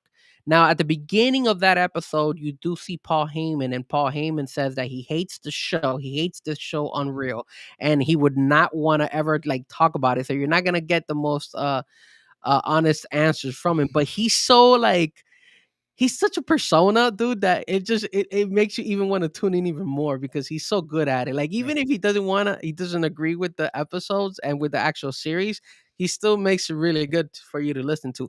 But He's a here's showman. he's a showman, absolutely. So here's where I'm going with the Cody. So they mentioned it to certain people, but I'm noticed the trend throughout the whole like couple this season in particular. Triple H has a lot of trust on Cody Rhodes because he tells everything to Cody Rhodes. Yes. Why the hell do you have to tell that to Cody Rhodes? Cody Rhodes was not even Because involved in that match. I think what Triple H learned from was the Montreal screw job. Do you remember Of this? course, I Okay. get that. All right. You know who was involved in that, right? Vince Undertaker, McMahon, Triple H, Shawn Michaels, Shawn Michaels, and I Bret Hart. believe it was Pat Patterson. It could have been Pat Or Patterson. somebody in the back. It was Oh, those guys in the back on the 4 guys that like screwed Bret Hart and stuff. that knew what was going to happen. There was one guy that didn't know what was going to happen. The The Undertaker. locker room leader, The Undertaker. Yeah. And he was looking for everybody and for answers and like who the hell knew who didn't know. Remember that, right? Yeah, I think yeah. that's what he lives with. And he's like, I need to make sure the guy I trust to be my locker room leader knows what's going on. Damn, that's crazy. That's a good way of looking at it. And I didn't think about it that way because I did see. I was like, man, he has a lot of trust on Cody. He tells Yeah. Cody everything, bro. Yeah. But now I get it because he feels like probably the same thing as the Undertaker, right? Hey, that guy You is the don't hide looking it from your locker room leader. He's the guy that everybody's going to go to and be like, hey, did you know that was going to happen? And Did you know they were screwing us? Because the one thing that's always been a thing is like you don't work the locker room. And that's what they did. They did. You know what I'm saying? I mean, ultimately, you know, I mean, like I've seen the clips already. I haven't seen the parts of it yet where Becky's like, I'm about to bust. I hate lying. I'm lying to Seth's dad. I'm lying to his, like, you know, like they're lying to everybody. Well, here's the thing. She wasn't part in it until Seth had to tell her. Yes. So they didn't even tell her, but no, because they wanted to get her. I guarantee you what they wanted. They wanted her gut reaction to something happening to Seth again, and then they will let her know and wisen her up. Well, in that episode, she actually goes and she says, "Hey, next time you try to do any of this stuff, just tell Kobe because that's Seth Rollins' real name. She doesn't call him by Seth She doesn't Rollins. call him Seth at all. Kobe. Calls him Kobe. She's like, tell Kobe and everybody else who's in this stuff, don't tell me anything. Keep me clueless too. Yeah. Because that way you're gonna get a natural reaction. Because like what you said in that part, she's struggling because everybody's hitting her up because he's not answering his phone. So it's like, and in the last episode, which I saw most of it, you see him like how he played it out. Like when they carry him out and all that stuff, they actually have a camera there, and the door closed, and then you could hear when Seth Rollins was like, "Yo, did everybody believe it? Did it look good, right?" And then just those 2 people in there with him are like, "Yeah, everything looked good." Like you could tell everything was being worked, and they did a great job in it, and they were fine with it. But going back to Cody Rhodes, I am shocked, Sean, shocked at the fact that Cody Rhodes, the guy who left WWE, went and opened and started a new organization, a new wrestling business with AEW, and then comes back and Triple H has so much trust and has made him his number one. Like either it's a huge mistake by Tony Khan by letting somebody like that leave your wrestling federation. Because dude, I'm shocked at how much confidence, and if that's the leader of the whole WWE, keep in mind that guy was the one who opened and was trying to go with the AEW people and start up a different, another type of wrestling to compete against WWE. And dude, it just shocked me. I thought that was crazy that you get to see that much trust between them and that he's gained that much trust in the WWE world. Yeah, well, I think he's grown up a lot. I mean, through his own admission. Like, he just got burned out because he was burned out, and the opportunities that they gave him, he didn't really take advantage of. So then he was like, "I'm done. I'll go rebuild myself on the Indies." Then he did that, and he hooked up with the Bullet Club with Nick, the Elite, and Matt, and then they found Tony Khan and did this whole AEW thing. And see, Cody Rhodes wrestling lines up more with Triple H and WWE than it does AEW. I think that's the one thing that's missed by a lot. The way he perceives wrestling, the way Dusty and everything was brought up, you see that more in WWE than you see from AEW. And I think that's where a lot of the issues started, because I think Cody wanted to go one way. And again, I don't know that Cody's way would have worked in AEW or not. And I don't know that, so I'm not here to say that, but it was a lot better to me, story wise, when Cody was there for the 5 years. And now it's starting to get better once again. But there was a lofty little middle area where they were missing something. I agree 100%, man. I agree. I feel, and I think that's why AEW has missed on a lot of opportunities ever since he left. Because think about it, man. CM Punk is the champion. Obviously, Cody Rhodes was the champion before he just lost to Drew McIntyre. But you had two of the biggest wrestling brands in And AEW, Jade, don't think about Jade too. She's the women's champion. and you had them in AEW, and now you have them in WWE, and they're running the show over there. So it's like it's just so much missed opportunities. It's terrible. It's sad for the Tony Khan and, I and think AEW. I think Tony Khan wanted AEW to be so different from WWE that he felt Cody was pulling it closer to it. And I think that might have been a disconnect. You gotta look, man. I've if you want to run a business, you have to be able to mimic some of the stuff from other Yeah. businesses, and then you put your own twist on it as well. So that's how you stand out. But just because you want to be completely different doesn't necessarily mean that you're going to be better. Yeah. There is a. It looks like whenever you want to do something, sometimes you have to start from the ground up, and sometimes you got to just see your surroundings and work with it. And then you get, like, I've worked in different companies, and if I was to start my own business, I would use my knowledge and what I've learned from those companies to start out my company. You feel me? Yeah. So it's like, it's just unfortunate that Tony Khan felt that way. But anything else on the Unreal season 2 that you noticed or that we forgot to mention? I love the way they have positioned Pinta Oh yeah, Penta was talked in about. this as well. Again, Pinta's a big deal in Mexico, and they make you feel how big of a deal he is. And it goes to where I think it was Michael Hayes who said, he's like, I knew he was good. I just didn't know if he was going to be able to connect with our fan base. And he said, and once he came out and he did, I was like, this is gold. And Paul Heyman said the same thing. And when you got those kind of minds knowing that, it's like, again, it's like, and I know Ray, Phoenix, and them say their goal was to get to WWE. But I feel like if they were given the world in AEW, they wouldn't have left. I agree. They had so and they weren't bad, man. They were really good in AEW No, they too. were one of the best, but They they were just really good. started getting mobbed down inside of everything that was going on, and it was like, There is something also that by you bringing up Ray, that I also got from these shows, was the fact that a lot of the young talent, like what you said earlier, that's why that John Cena has always been like, hey, it's about the future, it's about the future. All of them have like that same concept of like, yo, the next generation, the next generation. You hear it from Seth, you hear it from CM Punk, you hear it from Randy Orton. They showcase that a lot. They Becky highlights Lyra Valkyria, Seth highlights Braun Breaker.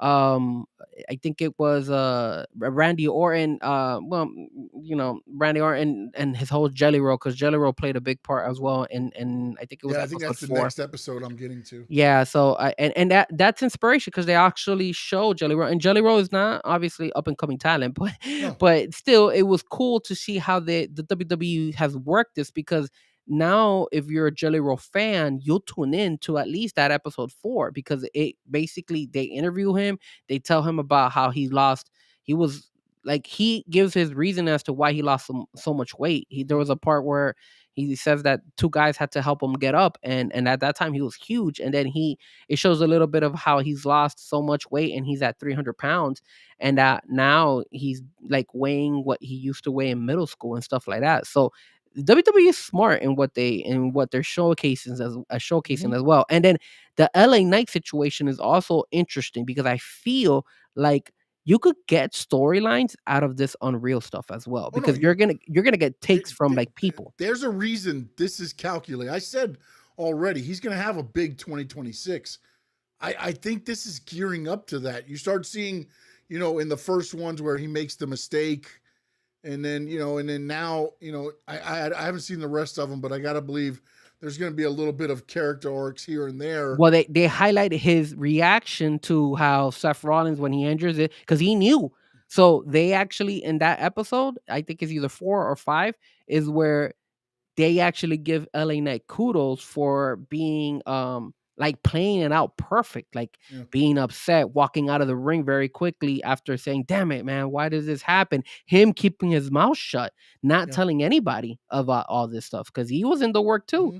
So it goes to show you, and like what you said, I think you're gonna get something more from LA Yeah. Knight now, because you could actually develop a story, and you're gonna get. I'm pretty sure WWE is looking at this to see what the fans are talking Oh about in yeah, you're social gonna see media. what episodes. Yeah, yeah, yeah. You're gonna start seeing what. So you'll see, Yeah, oh crap, people, LA Knight, oh crap, Penta, oh crap, this and the other, and obviously the Jelly Roll and the whole Randy Orton and all them, when they worked yep. that out as well. So, and then Logan Paul was also talked about and all stuff. So a very talented guy, and I do like the fact that they also show and they talk about how, hey, let's go ahead and yo, they need to do this move or they need to do that move, and yes, they're like, yes, we got the move and all that stuff. So I like the fact that they always bring out the whole being, try to make wrestling as realistic as possible, right? It's like a live show, and you want to make it, you want to surprise the fans, and you also want to keep it as authentic and not like scripted as possible, Yeah, even though. but then also it's about catching the right camera angles. If you watch it all the time, they're like, "Hey, widen out, widen out, widen out." Like with Io Sky and Rhea Ripley, they're like, "Get wider, get wider, get wider." Because again, they have the vision in their face. The cameraman's trying to get the best shot he can while he's there, but he doesn't know what's really coming. So they have to tell him in his ear, "Hey, cameraman, zoom out a little bit, get wider. I want the full crowd behind Io when she jumps, and this ladder match, like it is such an orchestrated um production. And Yeah. and that's where I think, for everything that Tony Khan talks about, like, oh, we don't do meet, you should do meetings, because then you'll get, some of this stuff that happens won't happen. You know what I'm saying? You won't get you're going to get botches. That's going to happen. It's a live performance. That's going to happen. But if you have an idea, or you get your cameraman on headset, you can see it lining up to be like, oh, this is going to be bad. Let's go to a wider angle or something. So then when that hits, we're not directly on the fact that they missed by a mile. You know what I'm saying? Because like even WWE, what they'll do is, if you watch it on some of the stuff, they don't necessarily zoom in on punches. They go wide enough to where you can't tell. Now, if you get a phone and you take a picture and you zoom in, you can see how far they're probably missing. Yeah, all day. But on TV, it looks legit, because the camera angles from the side to where you can't see that they're missing by 2 feet. You know what I'm saying? Like, that's the part that you get in the production meetings. It's not just, necessarily, oh, you have to do this, this, this, this, and this.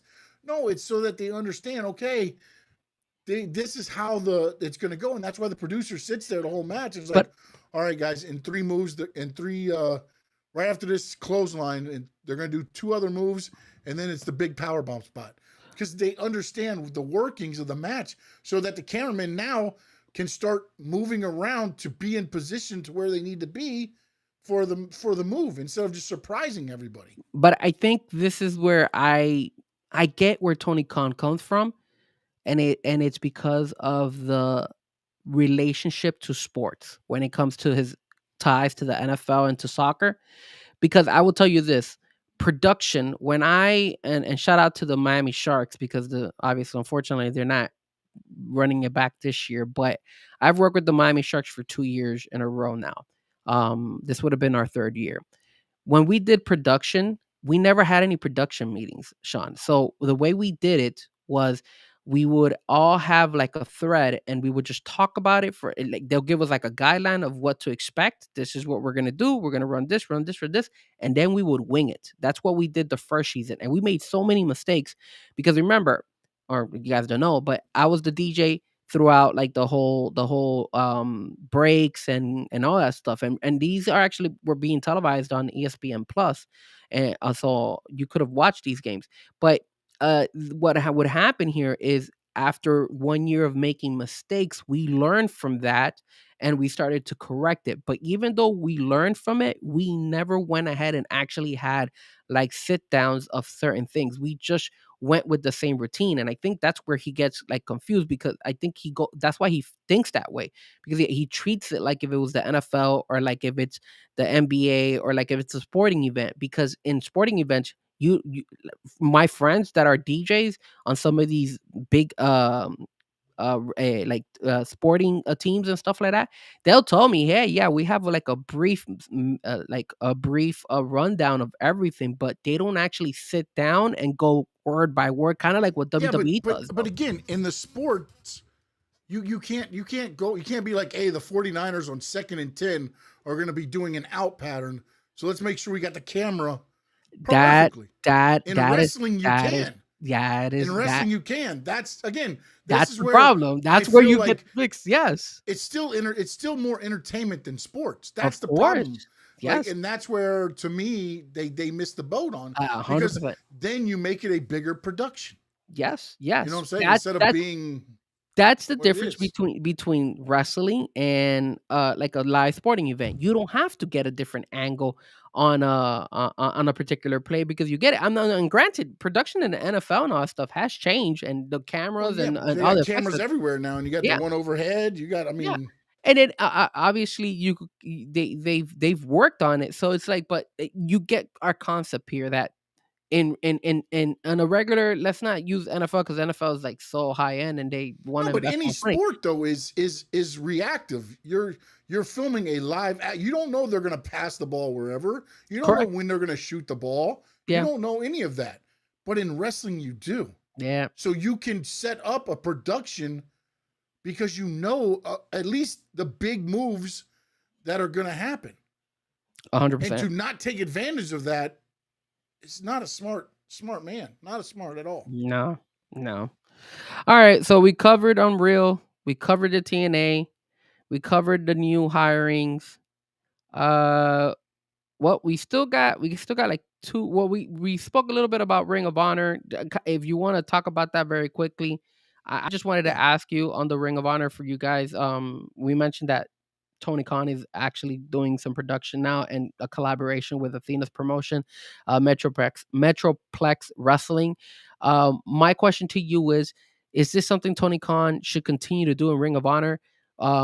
Working with these indie shows in order to kind of build up the Ring of Honor brand.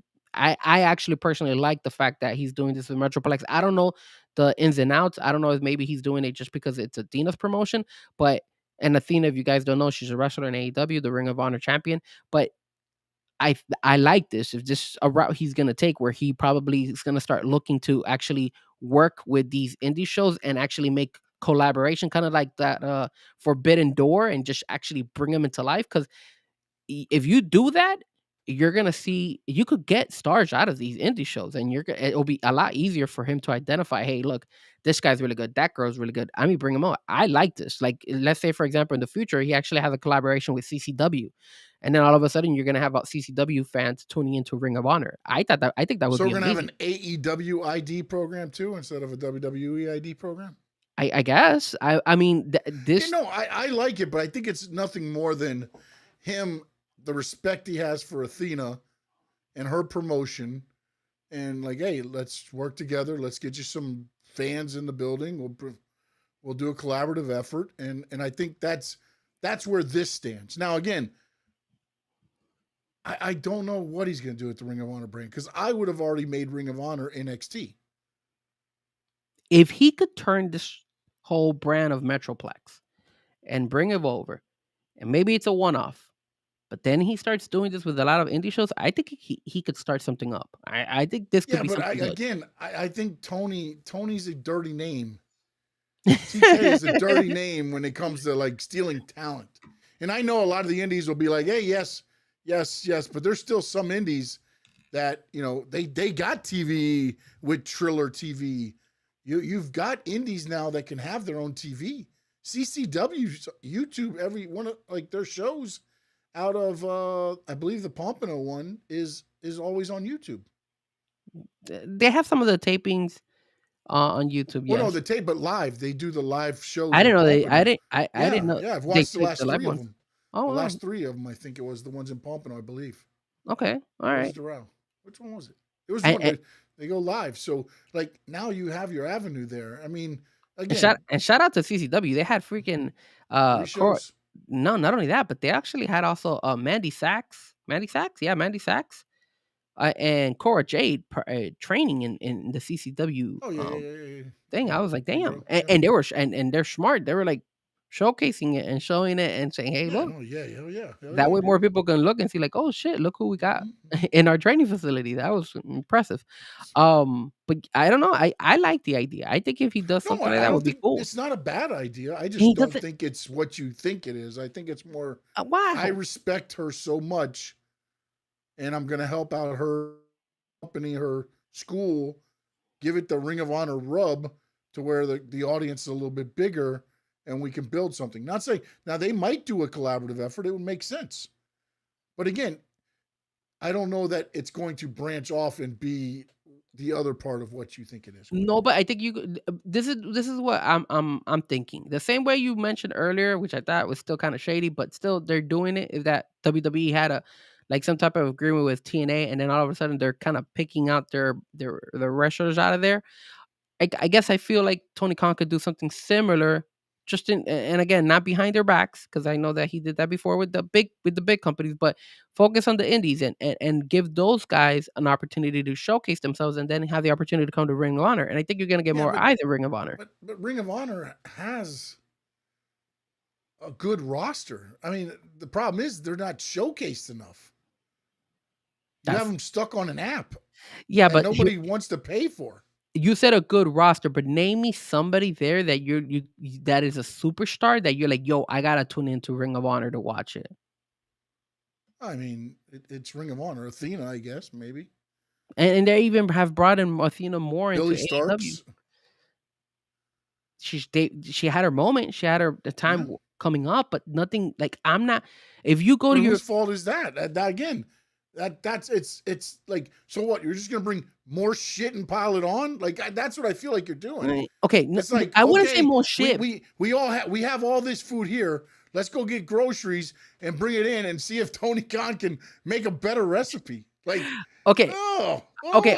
I'm not gonna lie. oh. I'm not gonna lie. You're right. He should do a little bit more exposure for Ring of Honor and more, promotion for it and more like bigger for for a bigger audience to see. But you also Didn't they move need. Eddie Kingston over there to Ring of Honor? I don't remember, man.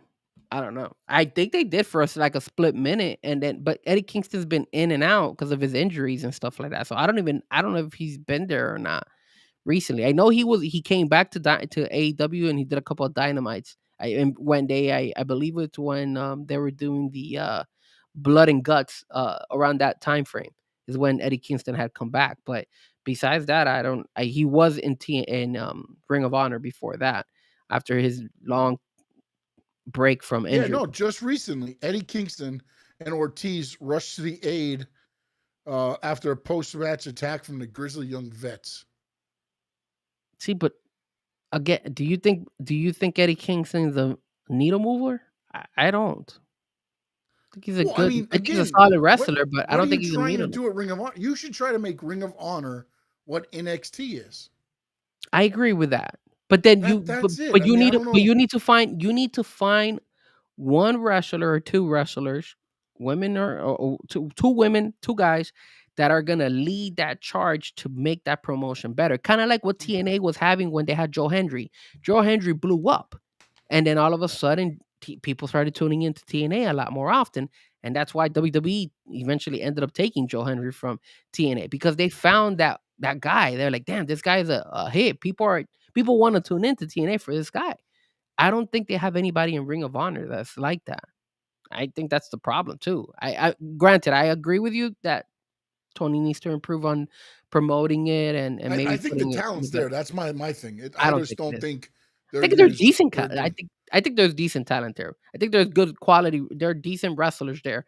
I just don't feel they don't have that number one guy that you could be like, damn, let me run like WWE. You got Cody, AEW. Technically, you would probably say is Moxley or the Hangman, one of those guys, or Darby Allin could be the other one. TNA right now, I guess it would be Frankie Kazarian or Santana holding it down over there, I guess. But there's always that one person that you could rely heavily on. And I just don't see anybody in Ring of Honor that I could say, yo, that's the leader, and I'm gonna go in there. Because look at what you just said. You brought up Eddie Kingston. Eddie Kingston's not his in Ring of Honor roster. He's an the Beast AEW guy. Mortos is on there. Again, another guy, another Beef is on there. another guys that are from AEW, and that like they just rotate them over to Ring of Honor just for the hell of it, Yeah, just to because get some that's type what of.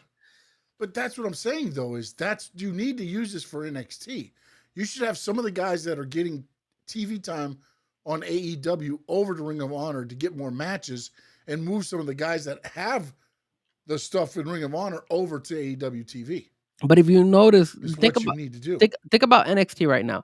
Who does NXT after moving Obafemi, moving Trick Williams, moving Jordan Grace, Stephanie Valkyrie, Julia? Don't you feel like? I mean, I know Ricky Saints is still there. I know Ethan Page is still there. There's still a couple guys there. Um, but look at Mariah May. They're thinking about moving her out there. But don't you feel like NXT right now doesn't have like that one wrestler that used to stand out? Like Obafemi would be the Yeah, guy. but again, that's Williams would where be the it guy. goes to TKO wants it to be a developmental territory. And I believe Triple H wanted it to be a third brand. And Yeah. Triple H lost that battle. So now it's going to become a developmental territory. See, but if you do that You to do the with Ring of extreme, Honor is make it and again, you're teaching them the WWE way in NXT. So when they move up, they're ready. Now, do they get pushed correctly? Most of the time, no. But they're ready for the moment. You go to Ring of Honor and you go back to AEW, you're the same person. Like they need to streamline some of this to be like, okay, this is what AEW wrestling is. And this is what we need it to be. And then you can shift the focus onto what is AEW. Because right now, tell me, what is AEW wrestling? What is the mission? If you're trying to talk somebody into watching an AEW show, what is it? just wrestling. Just wrestling. Like there's nothing there's nothing bigger than that. They just focus on the wrestling. They're not nothing about there's no stories there that wow you. I w- Years ago, probably like 2 years ago or something like that. I believe it's 2 years ago. Funny enough, man, I criticized it and you loved it. And it was when MJF and Adam Cole were doing that Adam Cole MJF baby sec together, Mm-hmm. and they would do all those little Yeah. segments and promos and people loved it, bro. We're better than you, baby. They had the kangaroo kick and they had Yep. all that stuff, and it was Oh, entertaining. They it got rid of was. all that. They don't do Yeah. that as much anymore. So, and I actually now miss it. And Yeah. I'll eat my words. I thought that was garbage, but I miss it. I really read that wrong and said, no, that's You what we have need to to have do. a mixture, and like you have to have the wrestling. You do. I'm not going to sit there and say, oh no, it's all wrong, but you also have to have the entertainment aspect, because to tune into a wrestling show every week, why? Yeah. I want to be entertained. If I want to go watch a great wrestling show every week, I can do down here at CCW. They're wrestling everywhere. I can go watch great wrestling every week right there. So like it's not just the wrestling. It's also the entertainment aspect of it that keeps people coming in. The other thing on the AEW side that we were going to talk about was MJF defending his AEW World Heavyweight title at an indie show. Um, Talk to me, Sean. You think that was a good idea, or is that a one-off and they should stay away from that? Look, man. I mean, if you're AEW, as long as it's calculated, I'm not putting MJF in some kind of feud with a guy where he's going to some indie show and it's in a barbed wire match or something. You know, you keep it calculated, and AEW goes on a world tour, or MJF goes on a world tour defending the AEW Heavyweight Championship. And again, this goes back to what you just said. He's going there and he's taking on their top talent. They're wrestling MJF. MJF can report back and be like, he's got it. Nope, he doesn't have it yet. Hey, I was on the show. There's this tag team we probably need to take a look at. You know what I'm saying? So now you have that inside there on those shows. So overall, I don't think it's a bad thing, unless you get him, you don't do it a calculated way and you have him taking risks and he gets hurt doing it. Because MJF's not a high flyer. If he can do his MJF matches and keep it that way, I have no problem with that. Well, here's my thing. I like it and I don't like it. I But like as soon as he gets hurt, TK's a dumbass. so I that point, that perspective of him getting hurt, I agree 100%. My issue with the whole situation too is it, and I don't know to what point. Maybe there's a possibility, maybe, but he loses the title to an indie wrestler. Like, could we actually see that actually happen? I don't know. I that's why I'm saying, like, it brings in some curiosity, and then Well, it the also thing brings is, in, if like, they could yo, run an angle that way to where maybe, yeah, that you would know be what you could interesting. do? What they could do is they do an independent show and he wrestles Mr. CCW. Okay. And it's a mask guy. And he wrestles him the whole match. Boom, boom, boom. Rolls him up real quick. 1, 2, 3. Takes off the mask. And it's Hangman. Or Swerve or one of those guys. Swerve. Or whoever else you want to name. Yeah. You know, you could do it that way. That would be something cool. too, because now you're like, well, shit. They're doing title changes on independent shows. Yeah, that is true. But I don't know if you're gonna get the AEW like fans. I mean, you might get more promotion for that indie show more than the AEW, to be honest with you. But Well, yeah, but again, it would be then you do the different. title change, and now you go to AEW TV, and you can play it. This is what happened in Pompano Beach this Saturday, last Saturday. Boom, you play it. MJF's no longer your champion. It just, or you could come back and you could do the old Dusty Rhodes trick, to where Mr. CCW beats him, but he won't unmask, and we got to strip the title from the guy that won't unmask and give the title back to MJF because it doesn't count. Or he loses the belt to a guy with a mask, right? And then they try to, like, he'll make guest appearances to AEW, but he's never going to defend his belt. If you want to go ahead and defend his belt, you have to go to his indie show to fight him at the indie show. That'd be pretty cool as well. But I mean, I see it as, like what you said, it could be dangerous in the sense that he could get hurt. But I also like the fact that, hey, it's strategic, because obviously MJF is going to tell him, hey, look, this guy has it, this girl has it, et cetera, et cetera. Yeah. So that I like that. Anything else we want to talk about? I think. Oh, Finn Balor. So that was the Oh, last one before we do our Saturday night main event card predictions, and we didn't even. I don't think it's been promoted that much, to be honest with you. But Finn Balor, and the reason I brought this one up, Sean, was because I don't know about you, but damn, bro, last night's main event was amazing. That CM Punk Finn Balor fight was really, really good, man. I don't know if you thought it was really good, but I thought it really, really showcased Finn Balor. And I know Finn Balor's potential. And a lot of people have always said, hey, man, this guy has it.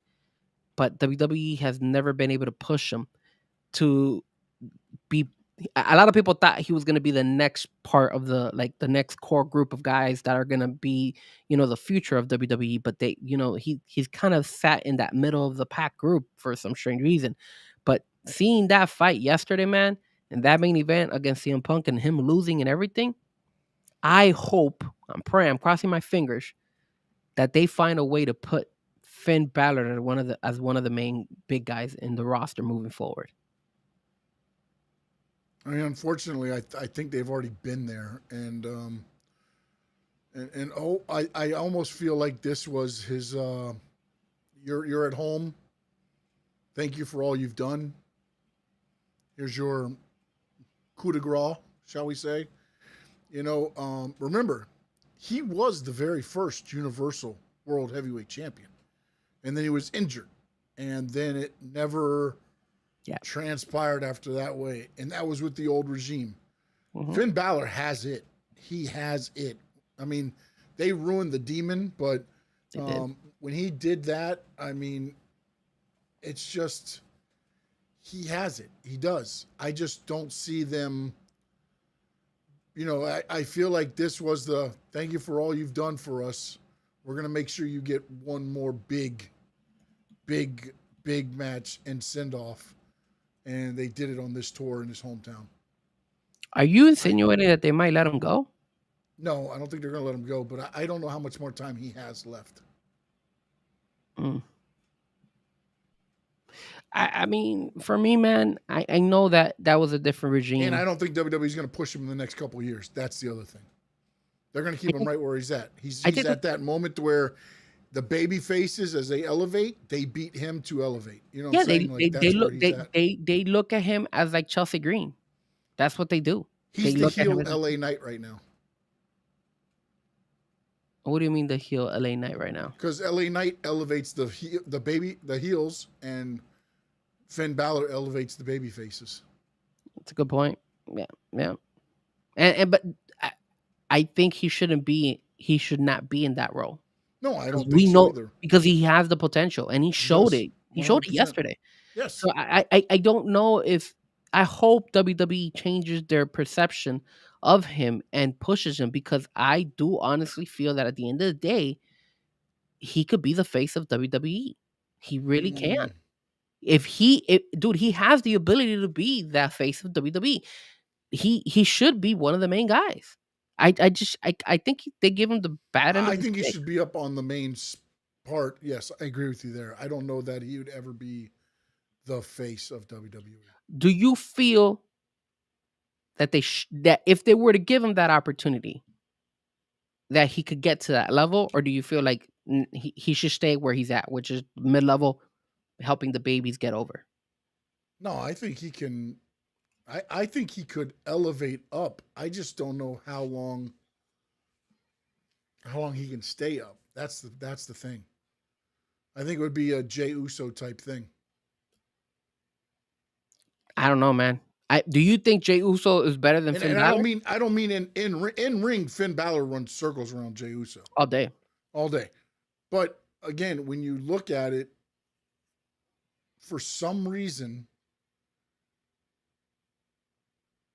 WWE, if you're not CM Punk or Cody Rhodes, you've got to be a Drew McIntyre, a Brock Lesnar, a Roman Reigns, big guys to keep the belts. And that's always been a WWE thing. No doubt. Sean mentioned it. And I think another thing that it goes back to is, and I always say this, WWE conditions their fans. And when you look at their heavyweight champions, until recently with Seth and guys like that, it's always been the big monsters. So then you know what? If I'm Finn Balor, I would test the waters, man. I would try. If my contract is up, I would try my luck in a different promotion, in a different wrestling promotion. I think he's happy doing what he's doing with what he's doing. I just think I don't know. I wouldn't he's be. okay. It was again that's where you and on that Unreal, you notice some of the people who are there. They like Braun Breaker's one of them. He's like, I want to be the top guy. I want to Yeah. be the head star. And there's some people who doesn't. Maybe Finn Balor is the one that doesn't. But But I is don't another think one. Finn Balor's not going to sit there and act like he doesn't. He'll still go out there, do his job, and perform. But I think he's been conditioned from the previous regime to where he understands his role. But again, Just like Chelsea Green knows her role. And again, in Unreal, you heard what Michael Hayes said. She's never going to be the Charlotte Flair. She's never going to be the Becky Lynch. But she serves her purpose and her role. but that's the problem. That's a problem. There's people you're either a sheep or you're the leader out there, and it just feels like she's part of the sheeps. She accepts her role. If she wants it bigger, you would go ahead and do it bigger. Watch Jelly Roll. If you haven't seen that segment with Jelly Roll there, Jelly Roll freaking bought 2 houses in Florida to train and do he would go and train, and after his training session, he would go and start his recording for his music. The guy worked his ass off because he knows that he wanted You're to acting be like bigger. they don't work their. I'm not saying they don't work their No, ass off. no, but they know creatively what they're going to get. No, Sean, that plays a big part in how fans emotionally invest into a character. How they're being portrayed in their stories give you that investment. They booked Finn Balor in his hometown to wrestle for the heavyweight title. Every other town, he's been booked as the guy that can't keep Judgment Day together.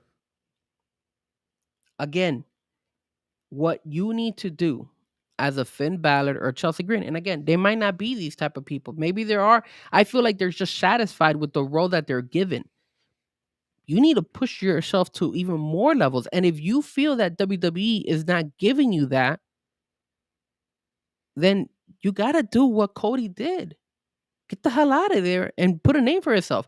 Do the same thing what Matt Cardona did. He left. He showed the world that he could handle it and he could be a star in the indies. Now he's back. And I hope that they push the hell out of him. And I feel like he's already having better, they're interviewing You him. talked about 2 wrestlers out of hundreds of thousands of wrestlers. You got 2 cases. Again, that's the drive. And nobody said it was going to be easy. No, I think that's BS. These guys got drive. No, that's not BS, Sean. They're all we're all wrestlers. Bro, you go out there and do what they do night in and night out and tell me they don't have drive. Don't sit there and tell me, sitting behind a microphone, that they don't go out there and bust their ass. You have no idea what it is to go in there and be in the ring and wrestle, even on a weekend. What you got to do. I trained 5 days a week in the gym. Then I spent 3 nights a week at the wrestling gym to go wrestle 1 10-minute match on Saturday. I get the drive. So you don't think these guys and gals are doing that? That's some I'm bullshit, not. Okay. I don't. That is. I think you're misinterpreting what I'm saying. I'm not saying that they're not hardworking individuals. I'm not saying that the time and the effort that they put into their craft is not there. You could tell me that. Yes, I've never been in a ring. Yes, I don't know what it is to go on the mat day in and day out and go practice and all that stuff because that wasn't my craft. My craft has been DJing.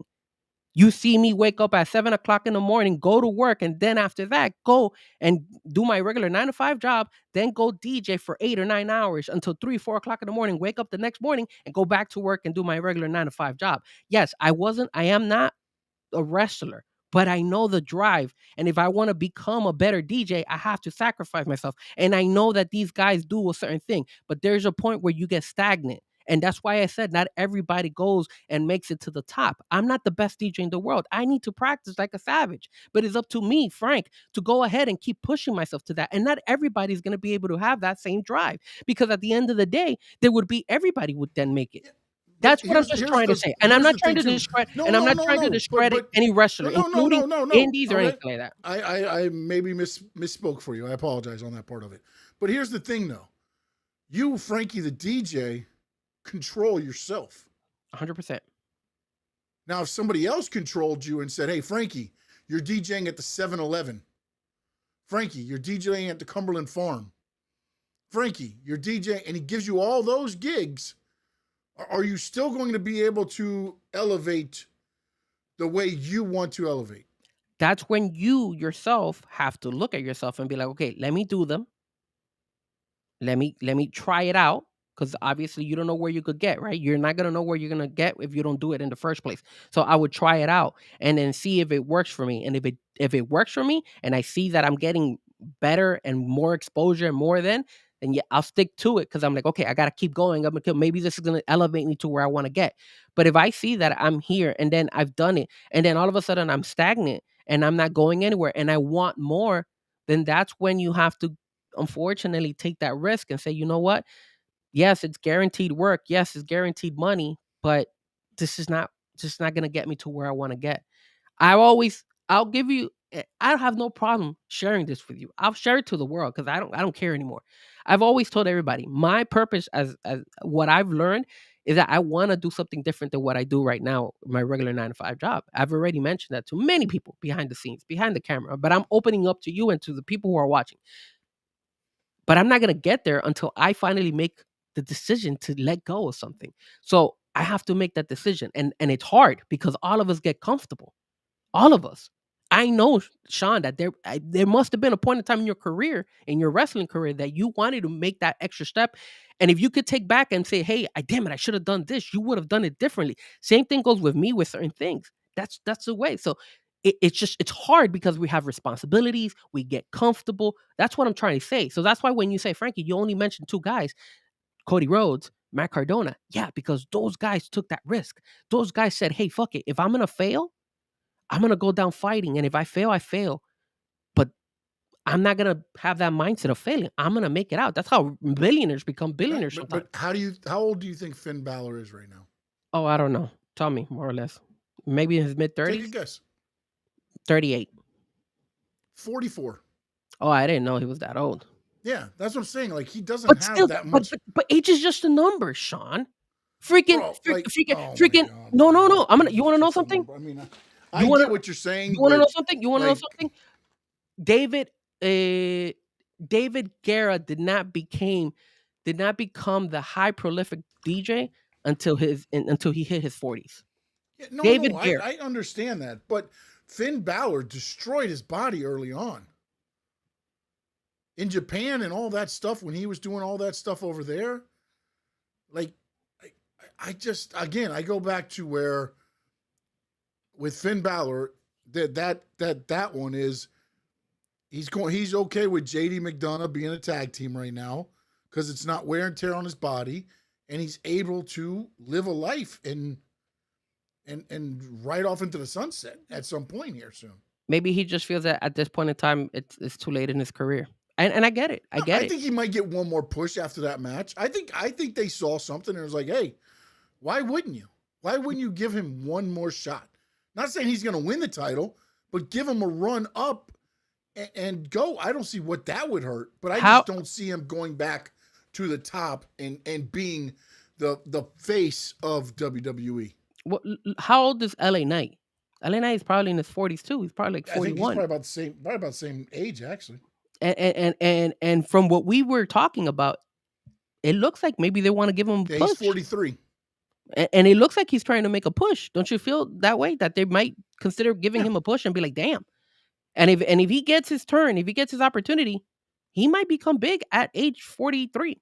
So, yeah, but again, are you going to push a 43-year-old LA Knight and a 44 Finn Balor at the same time? That's what I'm saying. Like, I could see Finn Balor getting the push mainly because I feel like this is set up for LA Knight for this year. This is LA Knight's year to where at least the beginning of the year, to where it's okay. Let's see how it works, and if it works out, then good. If not, then maybe they find another path. But I feel like this is set up for him. So now that pushes Finn Balor back at least 6 months. If it does work out, it pushes him back another year. Now he's 45. So again, I don't see it. I still see that he has an opportunity no, based on what based on he on his has in-ring. the talent. I don't think they'll give him the opportunity. All right, only time will tell, my friend. Yeah, no, 100%. All right, let's. I know we've gone a little bit further than a lot longer than the 2 hours we usually hold it down. So let's end the night with obviously the Saturday night main event card. Which I don't. Do you feel they've been promoting this really well? No, not really, not at all. I don't even understand. I'm looking at the card right here, and I don't understand it. I didn't even. When I saw the today, like before when we were coming up with the topics, I looked. I was like, "Holy crap! There's a Saturday night main event coming up this weekend." So I was like, "Oh, interesting." Yeah, well, the Royal Rumble is 7 days later. That's insane. I forgot that the Royal Rumble is the 31st. Jesus Christ, this is insane. They're building another stadium. They had to build a whole new stadium for it. Yeah, I did see that. I did see that they were building a stadium over there. It's crazy. All right, well, $55 billion for a pay-per-view. You don't even have a stadium for it. What is that? Well, all right. So what we got here? So do you want me to bring up the card, or do you? Yeah, I guess bring it up because the card I got here, I don't understand how the hell they have it. All right, so we'll try with some of the ones that I get. This one's odd. So you got Cody. Oh no, well this one's legit. They've had some stories. We'll start with this match: Cody Rhodes versus Jacob Fatu, and obviously Jacob Fatu because Jacob Fatu just came back from his old injury and stuff. And I was a little bit upset. I thought they should have pushed Jacob Fatu to being a champion right away into title contention. But obviously, if you want to hear that rant, listen to last week's show when Sean, Josh, and Bobby were like completely going after me for my wild takes. But in this one, man, Cody Rhodes versus Jacob Fatu. I'll let you go first. Who do you think is gonna win this one? I think Jacob Fatu gets it, man. I think this is where you start the whole arc of Cody's character again, where he's gonna lose some, and then also Fatu's got to get elevated up into the title picture, and he does that by beating Cody. So I'm going to go Jacob Fatu in this one. I'm going to go a different route. I'm going to say a Cody goes and wins this one. And the reason I say Cody's going to win this one is because I think this is going to be somebody's going to interfere, whether it'll be somebody from Solo's group or whether it's somebody from anybody else who they want to put in the mix. I think they want to carry this story. I think if Jacob Fatu wins clean against Cody, it kind of defeats the purpose. I think they should run with this a lot longer. I didn't say clean. I just said Jacob Fatu wins. So hopefully I want Cody to win, and then hopefully they could carry on the story. I think they'll run it back, and then Jacob will win. But I wouldn't mind seeing also Jacob win and then Cody win it like that. I'm putting the other way around. I think Cody's next opponent's going to be shown when this one happens. So. All right, so you got Jacob. I'm gonna go on a different. I'm gonna say Cody. I think Cody deserves, especially since he just lost the belt against Drew McIntyre. I don't think he deserves back-to-back losses. I don't think WWE is gonna do that to him. All right. The next one we have here is the Women's Tag Team Championship. It's Rhea Ripley and Io Sky. They actually promoted this one versus Liv Morgan and Roxanne Perez. I'll go on my end here. Look, they're all like announcing that they're going to the Royal Rumble. They were promoting that a lot, yes, on Monday Night Raw and everything. So if there's one better time to go ahead and have the title switched, it would be now. I personally feel that Io Sky or Rhea Ripley should go and be contenders in the Royal Rumble. I think one of them would be the favorites to win the Royal Rumble. I don't think I could see either or winning the Royal Rumble, and then not only that, challenging Stephanie Valkyrie for the belt. So I feel like you need to take those belts away from them. And I think you could also still bring in Nia Jax and Lash Legend involved into this. And then you could also make a fight between Liv Morgan and Roxanne Perez. So I'm going to go on a limb here, and I'm going to say there's an upset in the making, and you got Liv Morgan and Roxanne Perez taking the belts from Rhea and Io Sky. What about you? I mean, everything you said sounded dumb. Rio Sky wins it. You're such an ass, bro. No, come on. How are you gonna say it's dumb? They could either one of those two girls should go single and go against Stephanie Valkyrie if they win the Royal Rumble. No, I think what you do is you have them win and keep the titles, and then one eliminate the other during the Rumble, and then that starts the tension, and then they'll lose the titles after that. That sounds more reasonable, actually. Okay, moving on. Moving on. We have so we got that one. We got that one. I guess this one's the next one. Okay. So here is the 4-man. How many matches? No. I believe you have to put Randy Orton versus Trick Williams first. No, isn't that? Oh, that's the semifinal. I think that winner of that is going to fill in for Dragunov. What happened to Dragunov?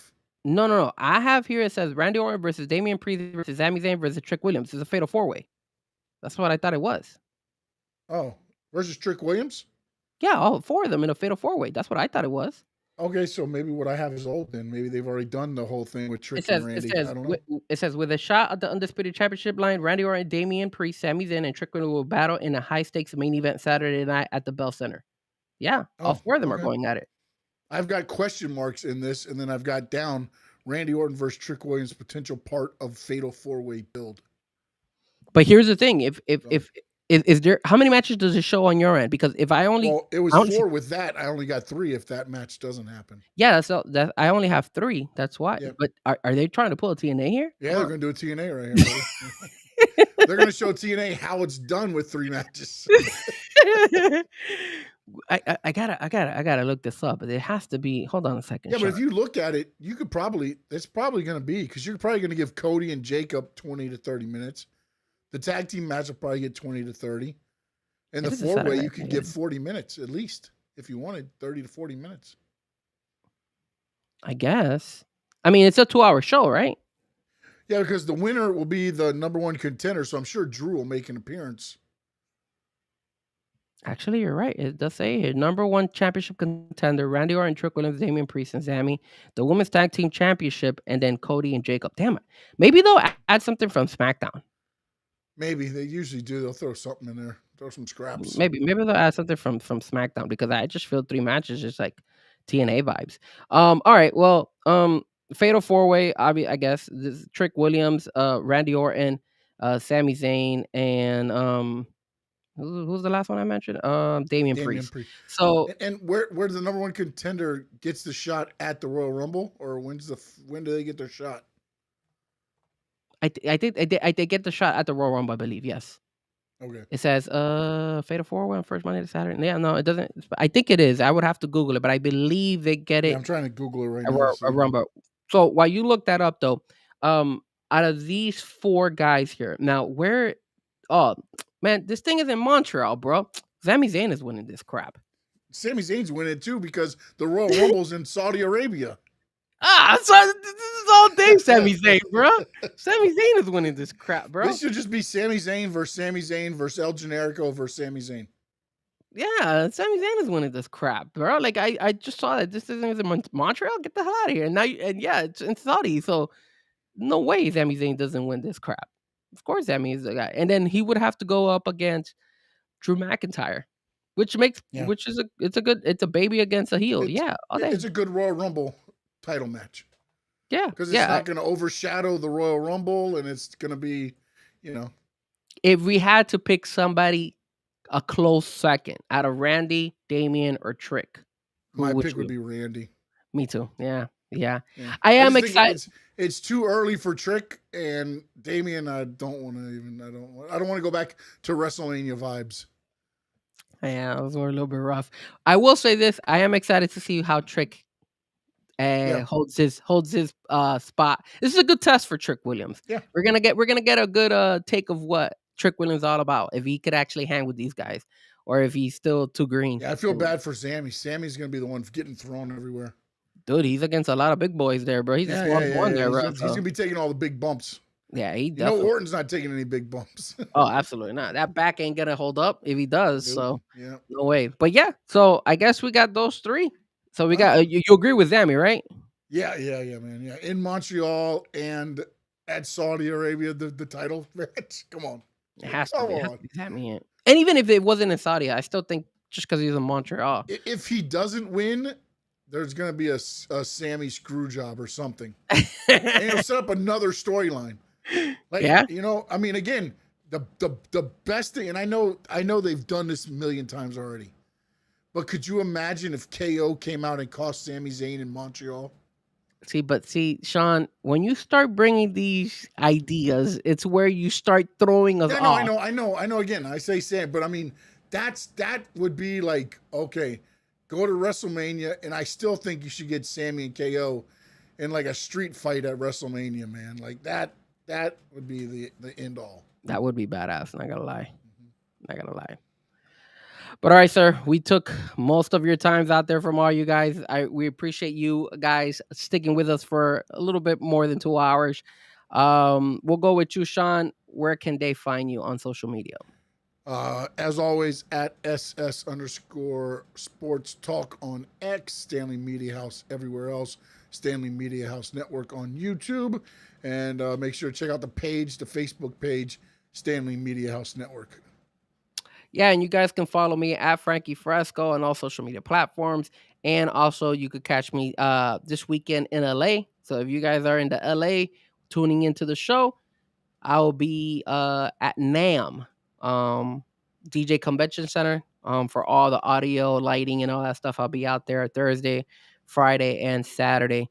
And then to everybody who's tuning in on YouTube, on X, we appreciate it. Make sure to hit the like, make sure to hit the subscribe, make sure to follow both of our channels. If you're catching our replay, make sure you hit the like and subscribe.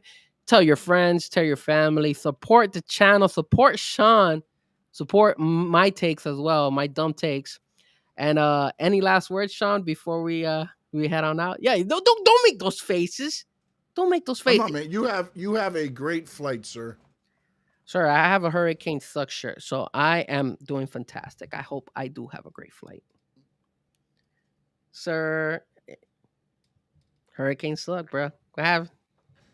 Let's go. In the words of the great Gordon Soley, so long from the sun, John State. This words circle digest.